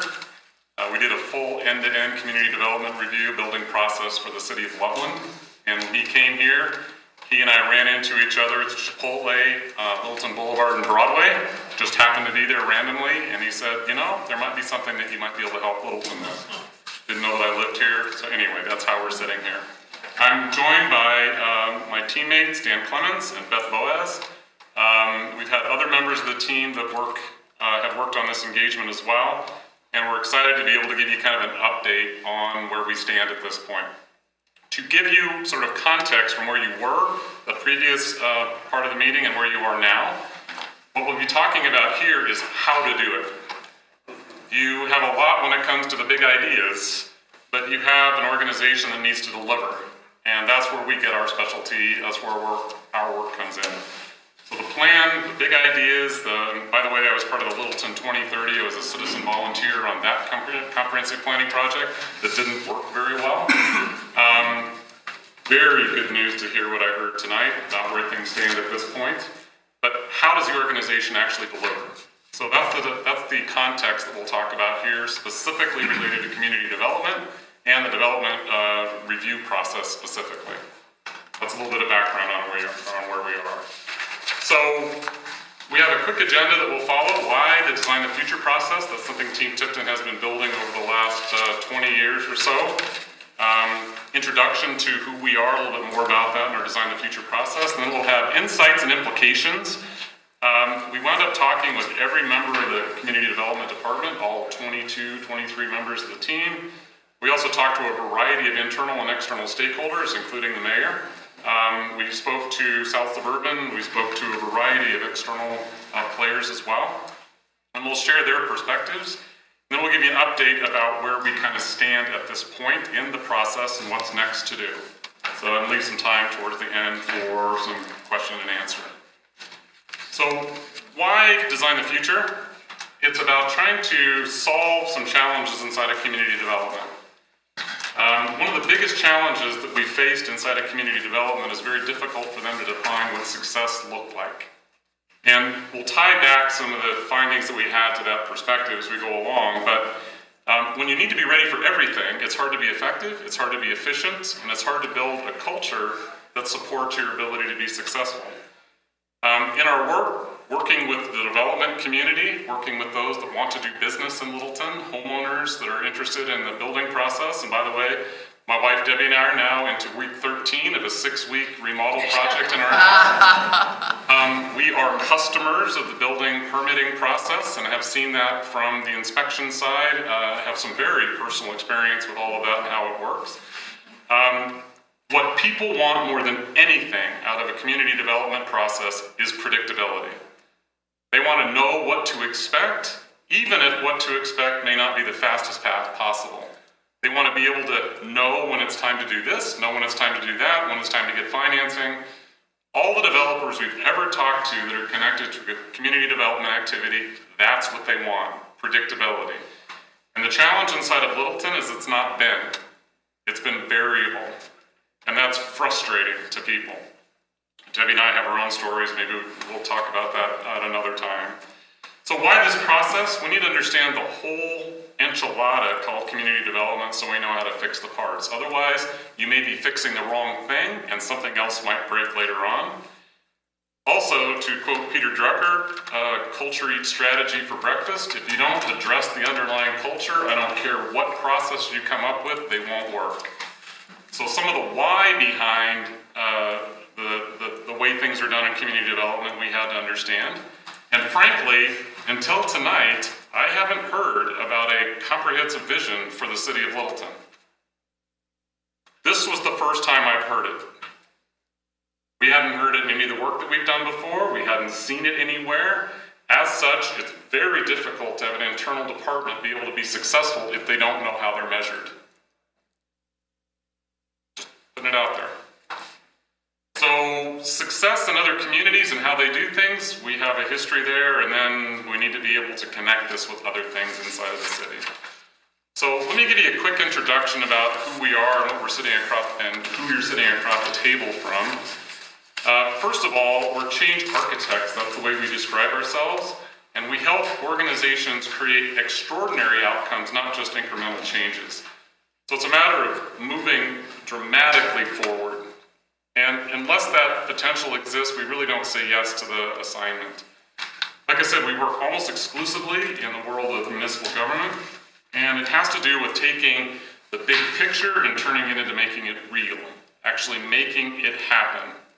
So we help you navigate uncertainty, overcome obstacles, reduce risk, and then build cultures of high performance where employees want to work. Something that's unique about Team Tipton, we are a public benefit corporation. It's a designation under the IRS and also the state of Colorado.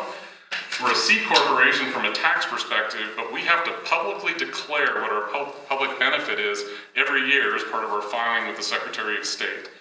This is our public filing when it comes to a benefit corporation. And about 6 weeks ago, we achieved the certified B corporation status, which only 2,700 companies in the entire world have. We're the only company that's Littleton-based that has a B Corporation certification. There are 111 in Colorado, 42 in Boulder. And what this does is it measures our entire social, environmental, and approach to the way we do business. It's the equivalent of LEEDs for buildings, organic for agriculture, fair trade for supply chain. We're incredibly proud of that designation, and it is a way for you to see that we put our money where our mouth is. We don't just focus on profit. It's about the holistic approach to doing business. Congratulations, and thank you for being a Littleton. Yeah, in fact, it was awesome. I got the email today, Littleton Economic News, and there we are. That was really cool. So we haven't been in the Littleton Economic News back until Chris Gibbons in the B Act. Do you remember that? That was back a long way. Pulling out all my Littleton history here. So, the next slide gets into how we think about where an organization is, and not to get lost in the model, because we could do that. I am a consultant. We could get lost in the detail here. The important thing about this slide is it's normal for organizations to go through an evolutionary period. And we start at the beginning with a big idea, we have an impetus, we move into startup, and then we move into growth. And then at some point, the approaches that we've taken, the ways that we are doing things don't work as well as they used to. We start to plateau. And our perspective, the community development department, when we came in here, was at evolution stage 3. It's plateaued.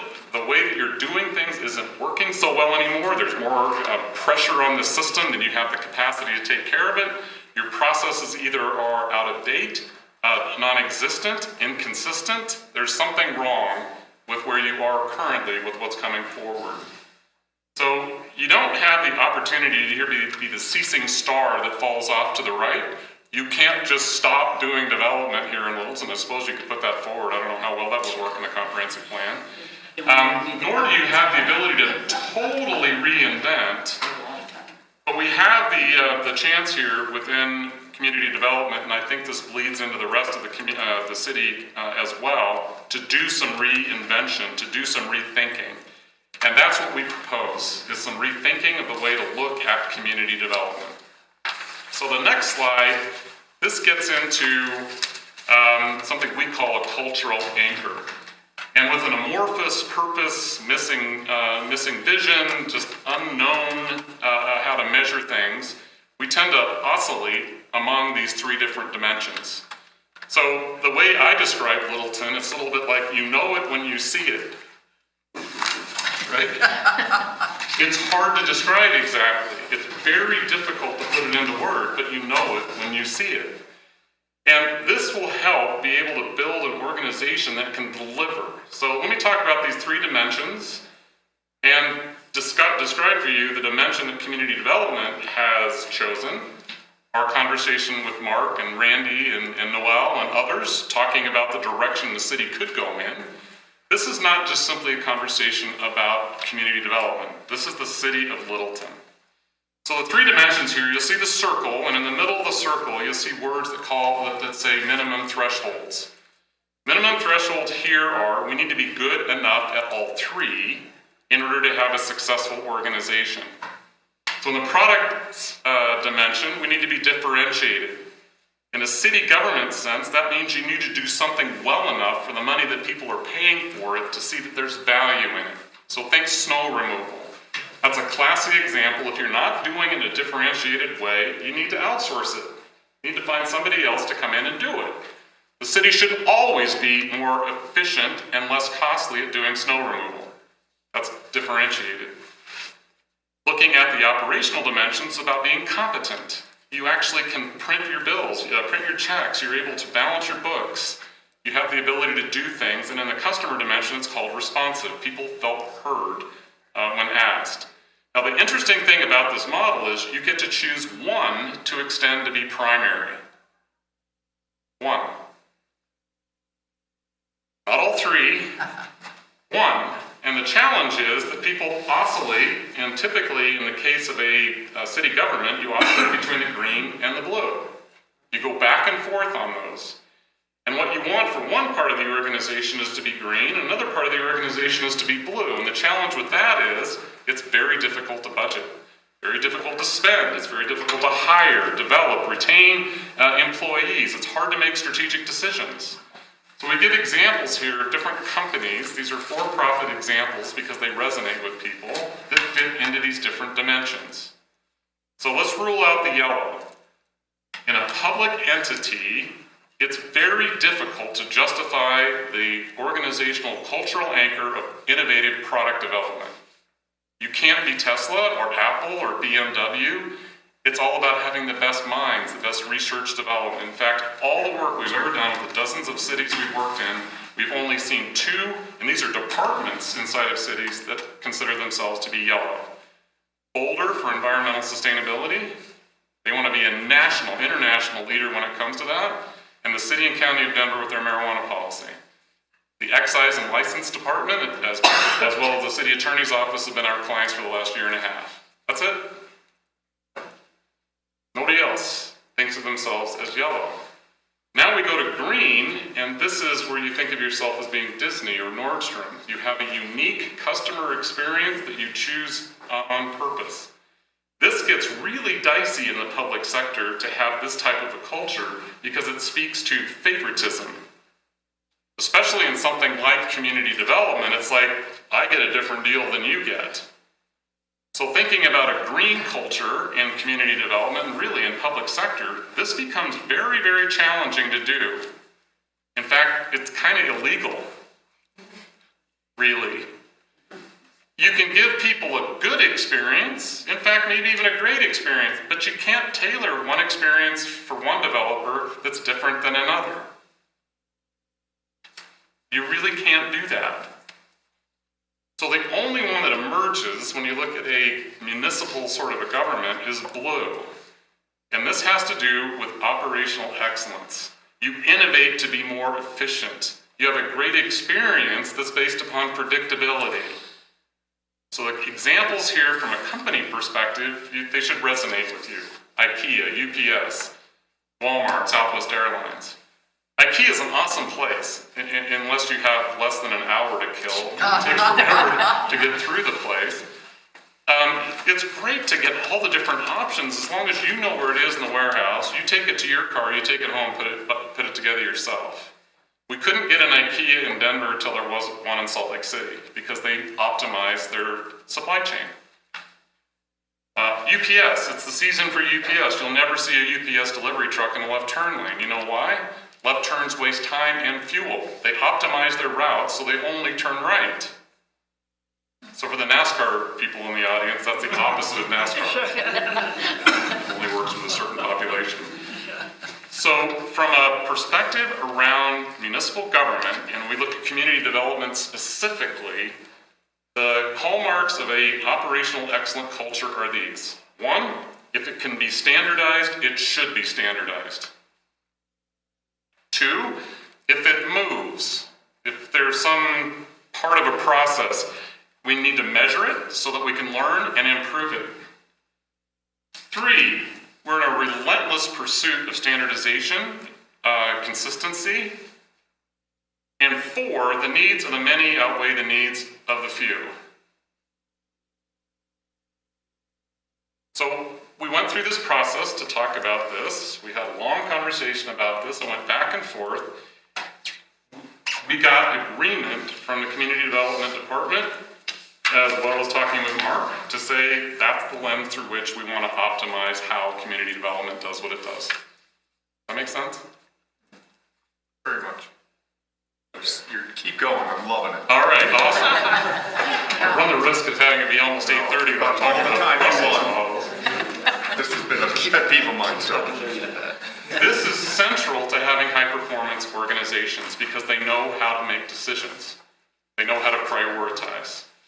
So looking at community development through that lens is vital. So the next slide kind of gets into this notion of what are we trying to do. We're looking at anything to the right that's an historic approach that's keeping that line bent down, not allowing you to get up to where emerging needs are. So anything that's causing things to be slower than where emerging needs are, that becomes a candidate for improvement. Our goal is to give you the tools, the capability, the ability to get in front of the emerging needs. So we're giving you all the good stuff we have. We're sharing everything that we have when we go through this process. We're not leaving anything on the table. The next slide gets into our overall model that we've been using. This is what our Design the Future roadmap looks like, and it's based on this principle. Change works best when it's done through people, not when it's done to people. So those that are included in the design are those that will be living with the outcome of it. It's a highly participatory process that involves, in this case, everyone in community development, all 22 employees. Everyone has been part of this. Everyone is on what we call an improvement team when it comes to actually making the changes happen. So, like I said, we talked to all the community development staff. We talked to HR, Public Works, Finance, IT, City Clerk, Police Department, developers, residents, business owners, the mayor, South Suburban, Littleton, Inglewood, Wastewater, whatever they're called now, South Class something or other, I can never remember what it is. There were about 50 individuals that we wound up talking talking to through this process to get their perspectives. That's where we have the assessment. Synchronization is around things like cultural anchor. Then what's the vision for community development? One of the questions we have on our last slide for you, I'm going to pose to you now. Is community development chartered, and this is a false dilemma because you're going to want both ends of the scale, but I'm going to talk to you about it anyway. Is community development chartered to encourage great development or to stop bad development at all costs? Which way do you lean? Which way do we think? Yeah, just putting it as a rhetorical question at this point, I don't need an answer, but I want you to kind of mull it over. No, but which way do we? Which way do you lean? And what we believe that. When it comes to how you want your organization to operate. Great development or stop bad development at all costs? I really don't want any conversation right now. I just want you to kind of mull it over. This is the central question about what to do. Right? We worked with one community, I won't tell you who it was. Their processes were so skewed to stopping bad development that they rejected plans if they were in the wrong font. At the desk, they would reject plans because they weren't in Times New Roman font. I'm not going to tell you who it was. They were skewed in the wrong direction. So anyway, this process, we start with the vision, then we start with building the strategy, and you can see the blue arrow here. We're at the point now where the group is starting to make recommendations about what they're changing. That then translates into potentially resource needs, budget requirements, additional or changed staff responsibilities. So they're now talking about what they want when it comes to the changes. That's where we are in this process. What we tend to do is we tend to jump right to the create actions box, and I call that the Home Depot dynamic. When you watch the Home Depot commercials, they say more saving, more doing. Nowhere do they say more planning. And if you're like me, you go to Home Depot and buy the wrong thing.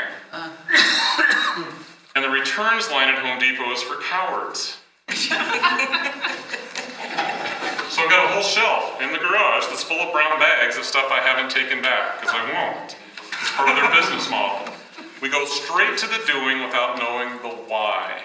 So that's why a transportation master plan, that's why a comprehensive plan, that's why the Envision Littleton stuff is so important to get done well, is because it starts to focus the why behind things. So I can't tell you how excited I am to see some of that. So let's jump in and talk about some of the insights and implications that we reported on back in May. By the way, we started late February, early March, and we had our first report out of some of the implications at this point. So some of the stuff you're going to see now has been changed. It's already been improved. It's out of date. But I wanted to show you what we saw back in May.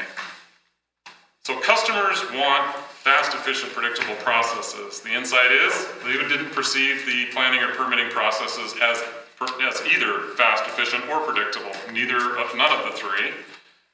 Staff had incentives to say no or maybe. That's less risk than saying no, rather than finding ways to say yes. People were sent away. Most customers said they experienced many review cycles. That's something else that people want to look for, is a predictable number of review cycles. Is it 2? Is it 3? Tell us what it is. Let us know, and we're going to get all of our red line comments from all the different departments so that we can make our plans about spending money. Be predictable. It wasn't. Customers waxed eloquently about how it used to be. How would we just simply get in a room and we'd have the development review committee and we just talk things over and we'd come out with white or black smoke about whether the project was going to be a success or not. They talked romantically about the past. They know that that's not possible anymore because of the volume and complexity of where things stand. So the challenge is customers and staff have had different understandings about what the process steps look like. Conflict and frustration was everywhere. Littleton has not been seen as an efficient place to do business, and in a competitive setting, developers will take their projects someplace else. They come here because Littleton is a magnet. They don't come here because it's easy to do business here. How are we doing so far? Awesome. Keep it going. All right.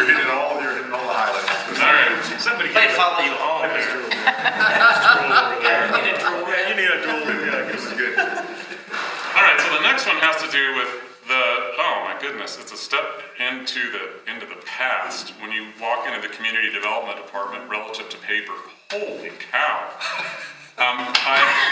It might be interesting for you to spend an afternoon just watching the staff try to find things and how inefficient that process is. And by the way, there's a certain room in this building and a certain room in another building that if we had a fire, it would really be a bad thing. The amount of paper is extraordinary, and electronic access for customers is really underutilized, especially when you're comparing yourself to other communities of your same size. There needs to be a significant investment in technology to support what you're doing in community development, not only from a safety and backup perspective, from an efficiency perspective as well. Yeah, Mark. Can we just pause there for a quick minute? Reminding council, we have hired a new IT director, thanks to Noelle and her process. Keep going. Okay. So we didn't do a time study. This isn't an institutional engineering exercise, but just watching people move around, looking for things, trying to find things, is really inefficient. So this is an investment that Littleton can make that's outside of anything to do with culture. This will help increase productivity within your community development. This is another one that's challenging. A lack of sense of urgency. Not appreciating how much my time is worth when I'm standing at the permit counter. I'm going to use an interesting perspective from my own experience. Why can't I get a permit for a bathroom fan? That's all I was asking for, was a permit for a bathroom fan. Why can't I get that there? It took 2 weeks for us to get a permit for a bathroom fan. Now you compare that to any other community, it's silly, is what it is, right? So the sense of urgency on behalf of customers, they don't feel necessarily that the staff has valued their time. Now, this isn't everyone. This is a generalization among some. Staff appear to be busy, but sometimes they're focused on urgent, not important. And customers, this is a really interesting perspective. They get a long string of 50% solutions rather than a more thoughtful and thorough 100% solution. It's almost done. It's almost finished. It feels like the runaround. I'm getting it off my desk. Now, some of this has changed already, but this is what we saw back in May. By the way, we shared the same information with everyone inside of community development. This is nothing new for them. And Jocelyn's being traumatized again, because this is like the third or fourth time she's heard it. But sometimes you need to hear what the plain story is so you know how to move forward. That's the value in it. That's right. I said that was absolutely the value in it, of things we've already implemented, but everyone needs to hear it. So the implications here are behaviors and feelings of learned helplessness. I can't do that. It's not my job. I'm not the one responsible for that. And that causes things to be inefficient. So these high-level perspectives, what we needed to do next was to be able to dig into what community development actually is. And every community has a slightly different view of what that looks like. So this diagram here, we call this a core function map. You can also call it a Venn diagram if you prefer to do that. But the big gray circle in the middle is what we look at as being community development the whole, and the smaller circles around the outside are what the pieces of community development are inside of Littleton. Now there's some things that are unique here that we've never seen anywhere else. The one thing that's unique here we've never seen anywhere else is mediation. You've got a real valuable thing inside of Littleton called mediation. It found its way to be in community development, but is that really where it belongs? How much of the mediation function is actually related to something to do with building or plans review or code enforcement? The answer is not the majority. The majority of things dealing with mediation have something other than to do with community development. Now, we tried to find the actual minutes, the notes from a council meeting where you voted to create mediation, couldn't find them. We don't know exactly where it came from. It showed up here. So as you might imagine, there was some conflict, some consternation, potentially some role confusion about where it belongs and what its job is. So we needed to find out what that meant. And then I'm sorry? Question for the mediation piece that you just mentioned. Is that because we had folks no longer are here, working here? It's because they had their own little kingdoms and they created their own little blue boxes or purple boxes? I wouldn't characterize it that way necessarily. I think it was a good idea. I think the intentions were good. It just wasn't well thought out in terms of where it was going to go and what its role was. And it showed up. And I'll tell you, through the process that we've been working on with community development, night and day difference from where the conflict was 6 months ago to where it is now. The clarity about what it's for and how it works. In fact, just this week, there's a trigger diagram that was put together to say, if this, then mediation. If this, then mediation. It's a very clear set of steps. That's a great starting point for that. Just to add to that quickly, so it was neighborhood resources is probably where it evolved from, and there is a lot of value in mediation and within zoning and building codes, because we do find oftentimes the mediation neighbor to neighbor, they're ratting each other out for various code things. So there is a logical reason as to how it ended up in this location, just to add to what But it covers many other things, courts and police, and it isn't just simply community development. So that's one of the things that we look at and say, is that really a core function for community development? Or maybe should it belong someplace else? So the group is working its way through what the recommendations are on that. And then from a bigger picture, we have the viewpoint that shows the city of Littleton and the integration between community development and something like IT.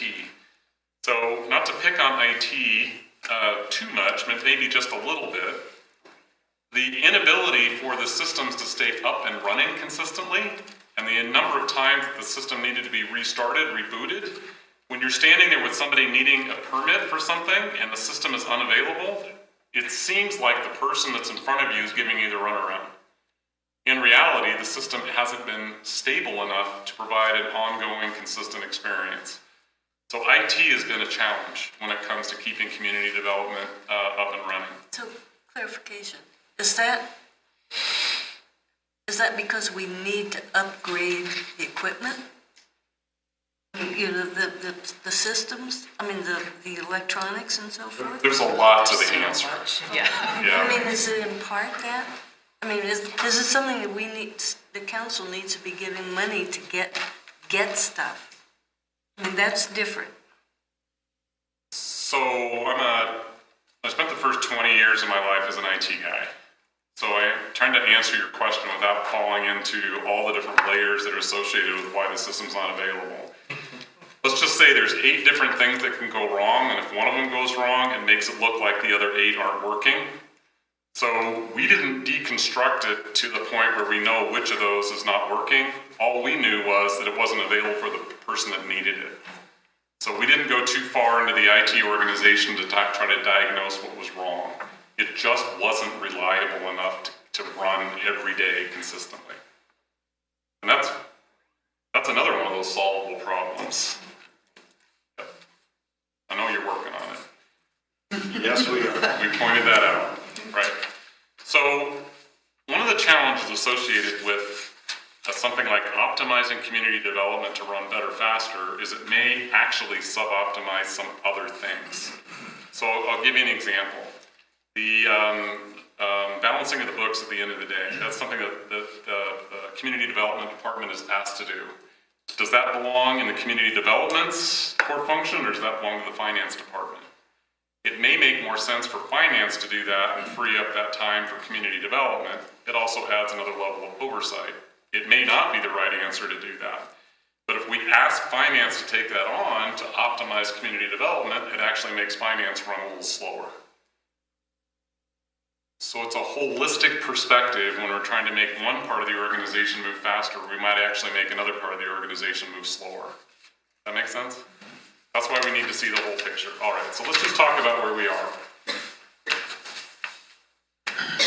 We've gone through the process of developing detailed list of your core functions. We'll show you examples of those in just a second. And for the first time in history within Littleton, you have process maps about how this actually works. We start here, we go there, we go there, we go there. Now we have the opportunity to pull apart the pieces and say, we have waste here, we have duplication there, we have a gap someplace else. When we showed up in February, we asked for process maps, we didn't have any. One of the first things that Beth did, Beth is a civil engineer, she's also a certified project manager, she sat down and just sketched out high-level process maps so we have a chance to react to something. Didn't exist before.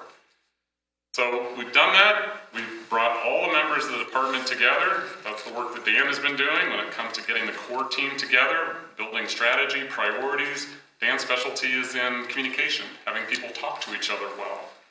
And we have 4 teams now, improvement teams, that are operating on specific areas inside of community development. All 22 members of the department are involved in one of these teams. So you can see the description of what these E teams are. Efficient review, this is where we get into development review. It's about squeezing out waste. It's about making things more standard. Equal enforcement that focuses on interpretation and enforcement of the code. This is my cue here to say the zoning code inside the city of Littleton is woefully out of date. It must be improved.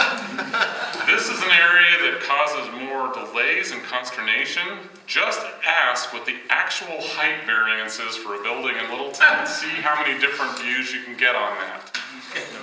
There's a man in community development who is worth his weight in gold because he has the ability to make those decisions. If something happens to him, you're in a world of hurt. Your code is out of date. It needs to be improved. That will also greatly speed up and make things more efficient. End of editorial. Have I said the code is out of date? All right, done. Effective support, this is kind of where we get into all the systems, the IT, administrative support functions, and then the last one, engaged outreach. This is the process of getting connections made more effectively with your stakeholders. So those E-teams are operating right now. They're starting to operate kind of independently. It's pretty cool to see that we're not actually needing to be in all the meetings. The groups are starting to do some things on their own. And then the next several slides here get into some of the details. I don't know if you want us to explain any of this. Probably not. What you see here, this wasn't a weekend exercise where we had a retreat. This is weeks of work identifying the 160 individual core functions inside of community development. We just showed 3 of them here for you to be able to take a look at what they are. What's DTFP? I'm sorry? Design the future. Design the future. Yeah, Design the Future process, DTFP, that's our acronym, sorry. The important thing here is every individual function was color-coded and was examined for its ability to be effective. We then prioritize which ones were most important to look at first, and that's what we started with. So there's 3 examples, I don't know how many are here, maybe 30, 40 out of the 160. There's a whole lot of them. And then I know because at 8:45, you're really interested in digging into process maps in an excruciating detail. In tiny font. Even Beth is excited about doing that at 8:45. You finally have a picture about how the work flows. And this is giving us the opportunity, and well, not us, giving the community development department the opportunity to say, we can speed this up. We can look at this as being faster. We've got a duplication here. This is what you asked for to begin with. This is current state. This is a work in process when it comes to designing what they want. So we started with current state, and then there's been optimization conversations that are going. So you can see the key, who owns it, where does it happen. I don't want to get into describing the flow chart in too much detail.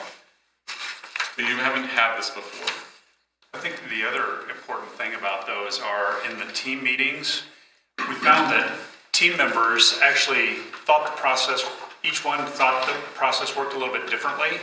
So when they actually had to start looking at a map and start describing it, then they were, well, wait a minute, no, it doesn't work that way. Well, yes, it does. And so they had to finally come to some agreement of how it could work or should work to be more effective. So we, in essence, is becoming kind of a common language for them to start talking and working through some of these issues that have just been creating enormous inefficiency. And two other benefits from an HR viewpoint. One, this is succession planning. No longer tribal knowledge and taking you 6 months to get up to speed to do your job. So the other benefit is training. You can bring people into the organization and have them know what to do much, much faster. That also speeds up the ability to be more effective. So where we are, and that's kind of the last part of this, is that we show you some of the process maps that are here. The teams of the employees that are affected by this are coming to agreement about what the processes are and what they prefer for them to look like moving forward. It's incredibly exciting to watch them do that. And we're becoming more and more invisible all the time. And that's the way it should be. Our job should be to become as invisible as possible. So the next step for this is to move into implementation, where we are next. Just to echo that, I would say, you're right, it's hard to hear some of that in my position, but I think the amazing thing is it's process through people and how we want that to look. So it's not only creating the common language, the common understanding of what we're aiming towards and what the goal is, it's also creating that culture within the department and how we all want to treat each other that then also impacts how we talk to others, whether it's in other departments or the community members and the customers that we serve. So it is quite impactful and quite dramatic on what we're doing and where we're going. So I just want to add that. And one of the benefits that comes out of that is the trust inside the community development department it's continued on an upward trajectory, which means when people sit in this room, we spend a lot of time in this room doing the work, they're bringing their A game, bringing those processes and ideas out of the shadows, and they're sharing them because there's enough trust in the room to do so. So, here we go. Questions, comments? Do you envision having buckets for example, if you're coming in for a ceiling fan or for an attic fan, that's getting handled immediately and without much, issues. If you got a ground up project, that's going to a completely different division. Is that how it's been handled, or has that been just thrown into another thing to put on the list and it's been? Yeah. Yeah, okay. Yeah. And I guess that's where the frustration's been for a lot of the people I've talked to out there. Yes. And it's, again, the one word I would recommend on your page here where you say fast, efficient, and predictable, I say reliable would be something I would add into that. Reliable, the one situation I had with just a recent conversation with an individual said, the city had said yes, and 2 weeks later, a new person came in and said no. Yeah. And that can't happen. That's right. I can go on and on. Are you going to be, it sounds. It includes public works engineering. It includes really your connection with fire as well. It's changing, obviously, here in Littleton. And the relationship with South Metro is going to be different than it's been with a captive fire department. So a lot of the how is still to be determined, but what is becoming very clear. Excuse me. After action report, that's a military term that, after an assignment, they come back to the room and they try to figure out what went good, what went bad. Is that something that will be part of the conversation going forward, as we go through these projects and let the people express their concerns? And again, a learning tool rather than a bitch session. Let's figure out what we're doing good out there. Bringing in those examples in some of the process improvement teams right now, because those are the best way to make it real and really think through where and what changes would make the most impact. We got a lot of smart people out there that have been doing this for a long time, and they are great resources. And if we don't listen to our developers, our builders out there, again, we might have a younger staff, I'm not sure, but they have a lot of knowledge that they can pass along. Yeah, so that's something else that we're helping with project management discipline. Think about this as a project as opposed to an activity. And projects have 3 major components of them. The last one is closeout. So there's a lesson learned process where you unemotionally, as detached as much as you can from being part of what happened, learn. That's back to what I said, this culture of operational excellence. It becomes a relentless pursuit of improvement. If we can shorten the time frame, let's do that. If we can reduce the cost, let's do that. If we can increase reliability, let's do that. So that's something else that we're helping community development with, is to be open to that. It requires a level of vulnerability, a level of openness. If I may, let me just add a piece here that I think is important, and why Noel is here, is that while we talk about kind of the pursuit of this operational excellence within the development review process, it spills off into the entire organization. And I know that during the budget process here, I talked with council about investing in an organizational development plan, and council approved that, but they put a proviso on that. They want to kind of see the plan before we expend any funds. And so I've been working with Noel here to kind of start that process. So in the near term, I'm going to come back and share with you what is that larger organizational development plan. And quite honestly, it has to match up with what we're doing in community development. What we do in one department, we got to make sure that message gets pushed into all of the departments. So there needs to be a pretty tight coordination with that. Yeah. Is there a spirit of customer service, customer satisfaction? Is there a measurement about that, or? Yes, most definitely. I'm going to use Southwest as an example as well. Southwest is regularly rated as the top of the low-cost airlines. Not in my book. Downhill. Yeah. Because you can have a fun experience on Southwest even though there's no frequent flyer lounge, there's no first class, right? You can have Elvis Presley give the FAA briefing and make it be fun and interesting.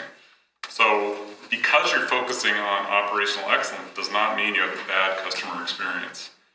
In fact, what happens in a municipal government setting is it becomes more predictable, it becomes more consistent. I know what to expect. Now, that's not to say that you don't have the individual citizen that needs to express their feelings, that has a point of view. That never completely goes away. It just, that becomes much more the exception. You know what criteria to look at to treat that as an exception. So absolutely, great customer service is possible in an operationally excellent culture. It's just, it's not primary.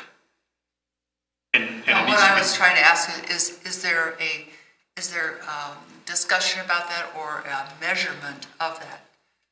Yes. So it's a qualitative measure, and in an operationally excellent culture, what you do is you measure everything. So if you don't have a current measure for customer satisfaction, you measure it. You do that through a survey process. Then you apply the improvements that you're looking for, and then you measure it again, and then you talk about the improvement in customer satisfaction. That's how it's done. It's a lot like the Joseph Deming type stuff. This sounds like you measure everything. Everything. If you want to see this taken to an extreme, go to Leprino Foods on 38th Avenue up in Denver. They're the world's largest mozzarella manufacturer, one of the largest companies here that nobody knows anything about. And go into their lobby, and they have one of those red letter ticker things that goes along there. They'll show all the statistics for every part of the entire organization in real time. So the number of average rings in the customer service department before the phone is answered, that'll show up. They measure everything at Leprino. That's kind of an extreme. To kind of follow up on that and follow up with your question, as I went to the airport Concourse A way to encourage that, I think it was McDonald's, they have just a button, it has 4 color faces. How is the customer service? You press one of the buttons. So it's a way to encourage that customer satisfaction. It's a way to bring technology into it that's easy to use for the consumer, but it's a way to measure it as well. So something as simple as that. Even in the restroom in LaGuardia yesterday when I was coming back from New York, they had cleanliness. I'm not sure I want to touch that. I just thought that was a law. But yeah, how clean is a restroom? You don't think about that very much, but if anybody's been to the Masters in Augusta, their restrooms are the most amazing places you've ever been. They first of all look incredible when you go in there, and they have attendants in there that are just making sure everything goes as perfect as possible. And it was quite an experience for going to the restroom. Glad your restroom experience was smooth. When you go there, you'll see what I mean. Tell us our players. Yes. They are getting in and out of there. The ministry flag started talking about bathrooms. Well, I think that this has been amazing, and it's been long overdue, and I'm glad that we finally have a team, an administrative team that's not only willing to undertake this effort, but then also willing to do the work that needs to be done to keep this going, because this is never going to stop. This is an endless process, and that's good. I'm struck on the one diagram, the efficient review team, how many are yellow. And, you know, so much of that is what we keep hearing, what we hear from those who are using this service. And the other thing I'm struck by is where the blue pops in. And so I enjoyed seeing is how nobody is telling community development how to do it differently. Community development is figuring out how to do it differently. That's right. And they will be rewarded that work by the customer responses. And so it's going to be great to see that and to hear that. Because we have, I know I've got folks that are just waiting to tell me that this is working for them. And this may be partly for Nicole. I just have one thing I wanted to ask about in terms of turnover and when new people come on board. I mean, this group that's doing this now, you said there's 21, 22 folks, and we can, you know, there will be turnover. So new people that are coming in, they'll be, you know, depending on where you are in this, they'll either be part of some of the origination of it or part of whatever. How do you, if you weren't part of the original work team on this and building these relationships you're talking about, how do you have these new folks that come in? Because we could have a 50% turnover in 3 years, just for no reason except job changes. One thing that without starting this over, right? Right. You know, the core functions and the things that they've gone through, we talked about succession planning, but the piece that was maybe left out was the ability to hire the right people, right? When we can clearly define a role and what that means and the culture, we can advertise for that.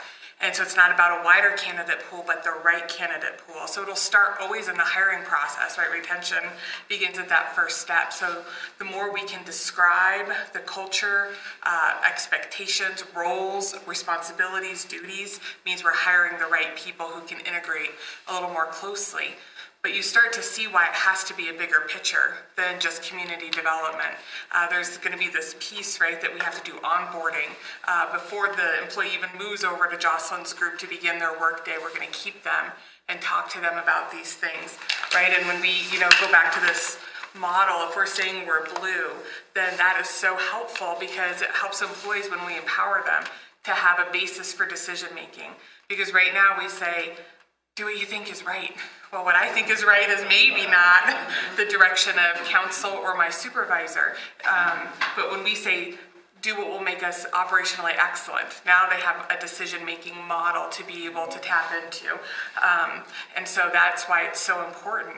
And also keeping in mind that a customer, you know, in community development is also maybe also applying for a job. They're also maybe pulled over and be given a ticket by the police department. They're also interacting in all these other ways. So if they have this one experience getting their ban for their bathroom, and then they're applying for a job and there's this disconnect, it will only serve to harm. It's like we'll transfer the angst across the organization. So helping us to move forward all at once, I think, is really, really critical. But this whole piece of anchoring ourselves in a place for employees, because when we talk about empowerment, we have to be ready for a lot of mistakes. When we say, employee, take care of our customer, do it the best way we can to improve our operations. They're going to have ideas where we say, oh, can't believe they tried that. I never would have thought of that, and I still wouldn't have thought of that. And it comes with a bad outcome. But is the outcome bad, or do we reward the process of trying to get where we need to go? So we have to be ready for that mistakes will be made if we want to empower our frontline staff, or it'll always just roll up to Jocelyn and Mark to make all the decisions. I would just add to that quickly. The other thing is we have had new staff come in since we started this process. And so once Team Tipton is gone, we will have to add to Noel. We will have that process in place and we'll have that structure. So it won't be that I'm a new person and all of a sudden something comes in and I'm like, oh my God, what's height? Well, I guess I'll do my best and make my own choice. That structure and that process is really there. So everyone is using the same methodology and on whatever the topic may be, bathroom fan to. As simple as just having the map. Exactly. So you're all on the same path. Exactly, so everyone can see what that is, in that part, and doesn't change unless there's an improvement piece to it. What do you typically see that breaks this down? Just volume? I'm sorry? What do you see would normally break down a process like that? Is it volume? Where's the inefficiencies or what's? Usually it's role confusion. Okay. You can have not very much volume and still have things break down because you're not sure who is responsible for what. So it's amazing how many organizations have role confusion everywhere. They don't know how to make decisions. They don't know how to communicate.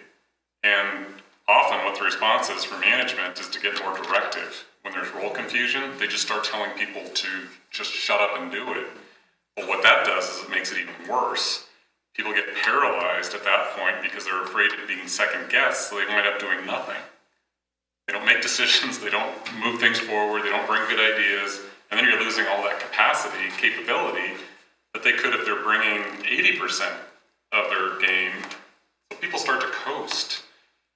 So we think it's so, vital, it's critical to be able to understand what goes in the circle, what's included in core function, and then whose role and whose responsibility does it belong to. And then we can start training, we can start teaching, we can start holding people to a standard. So it's not volume. Volume is a symptom, it's role confusion. I would say that this is where, if it's okay for me to butt in, I hope you don't mind, that the work that HR is doing that you approved in the budget also, right? So we're reviewing the job descriptions now and updating those to clarify roles. And then we're looking at market, right? So now people will be paid appropriately for the role that they're placed in. They understand that. So now we have all that we need. People feel satisfied, man, I'm being fairly compensated. Everyone understands what I should be doing, including myself. So it's this partnership that's happening and all this work is being done in real time. Now it'll be interesting for us to really work with Jocelyn and her team on the equity reviews and the risk piece and getting people fairly and appropriately placed within the market to eliminate that angst and let them really dig in and feel good about the work that we're asking them to do and the work that they're doing. In your experience, what's been most effective about rolling this out to our development and owners out there, our developers and owners? Cocktail party, typically? Booze? Cocktails and booze? Cocktail party. Results? No. That's what we tend to react to.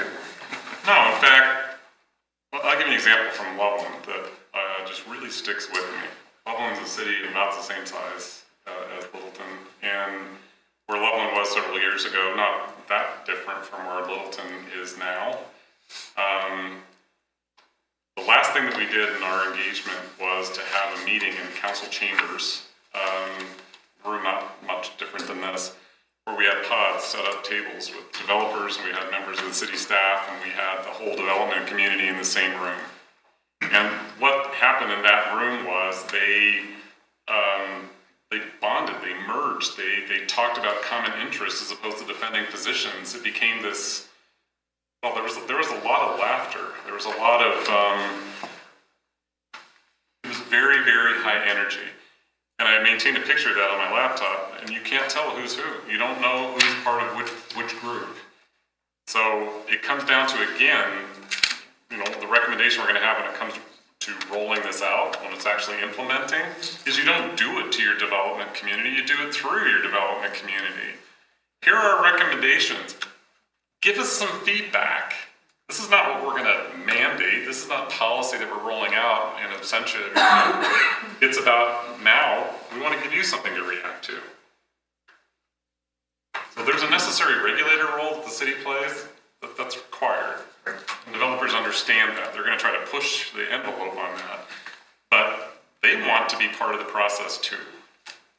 Yes, it's not a cocktail party. Yeah. is the customer of community development? It's a fascinating question, isn't it? Imagine a Venn diagram with 3 intersecting circles. Those are the customers. You have the city, you have the commercial business interests, and you have the residents, the citizens. And the really interesting thing in the middle there is that's where it's full contact rugby. That's where it is messy and people mix it up and it's challenging, and that's why it's so wonderful. And that's acknowledged. Yep. That's excellent. Yeah, and that done well, it's something that people look forward to. Now back to do you encourage great development or do you want to stop bad development at all costs? If you want to stop bad development at all costs, you want nothing to do with that thing in the middle. You want to talk regulation and code and process. If you're encouraging great development, then it's a matter of saying, yeah, let's mix it up a little bit. It's exciting. Your answer. It's exciting it will be exciting to watch this department love their job. Yeah, that they're starting to.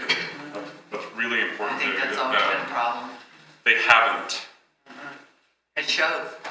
There were 2 years of absolute brutality in the community development department. Just hard being a resident of the city for a couple of years, watching what was happening. Yeah. Being a member of the department, oh my goodness. You fear for your personal safety. But that's a lot different now. Yeah. Excellent. Thank you so much. Very, very much appreciate it and keep going. It's an honor to do the work with Littleton. It's so exciting. It's only an 11-minute drive, too. Yeah.